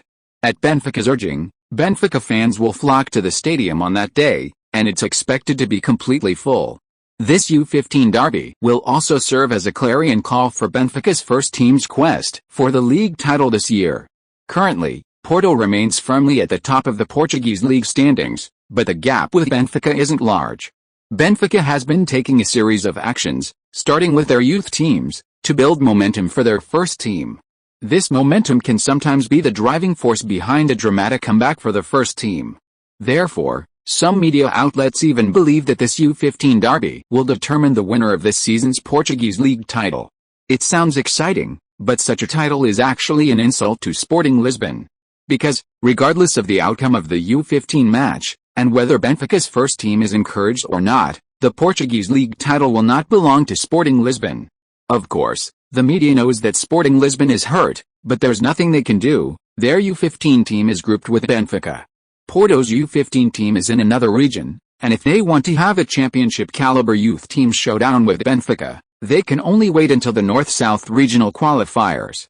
And if the North and South regions aren't even grouped together, they'll have to wait for the championship regional qualifiers. Benfica certainly has reason to be proud of their U15 team this year. Many of their youth academy players skipped grades. The average birth year for this year's U15 players is around 1983. Players like Deng Kai and Cristiano Ronaldo, both born in 1985, are exceptionally talented skippers.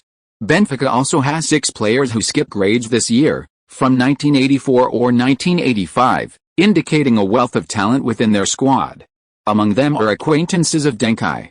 For example, João Pereira, Deng Kai's teammate and partner in the Diamond Generation Invitational Tournament, is a right-back for Benfica's U15 team.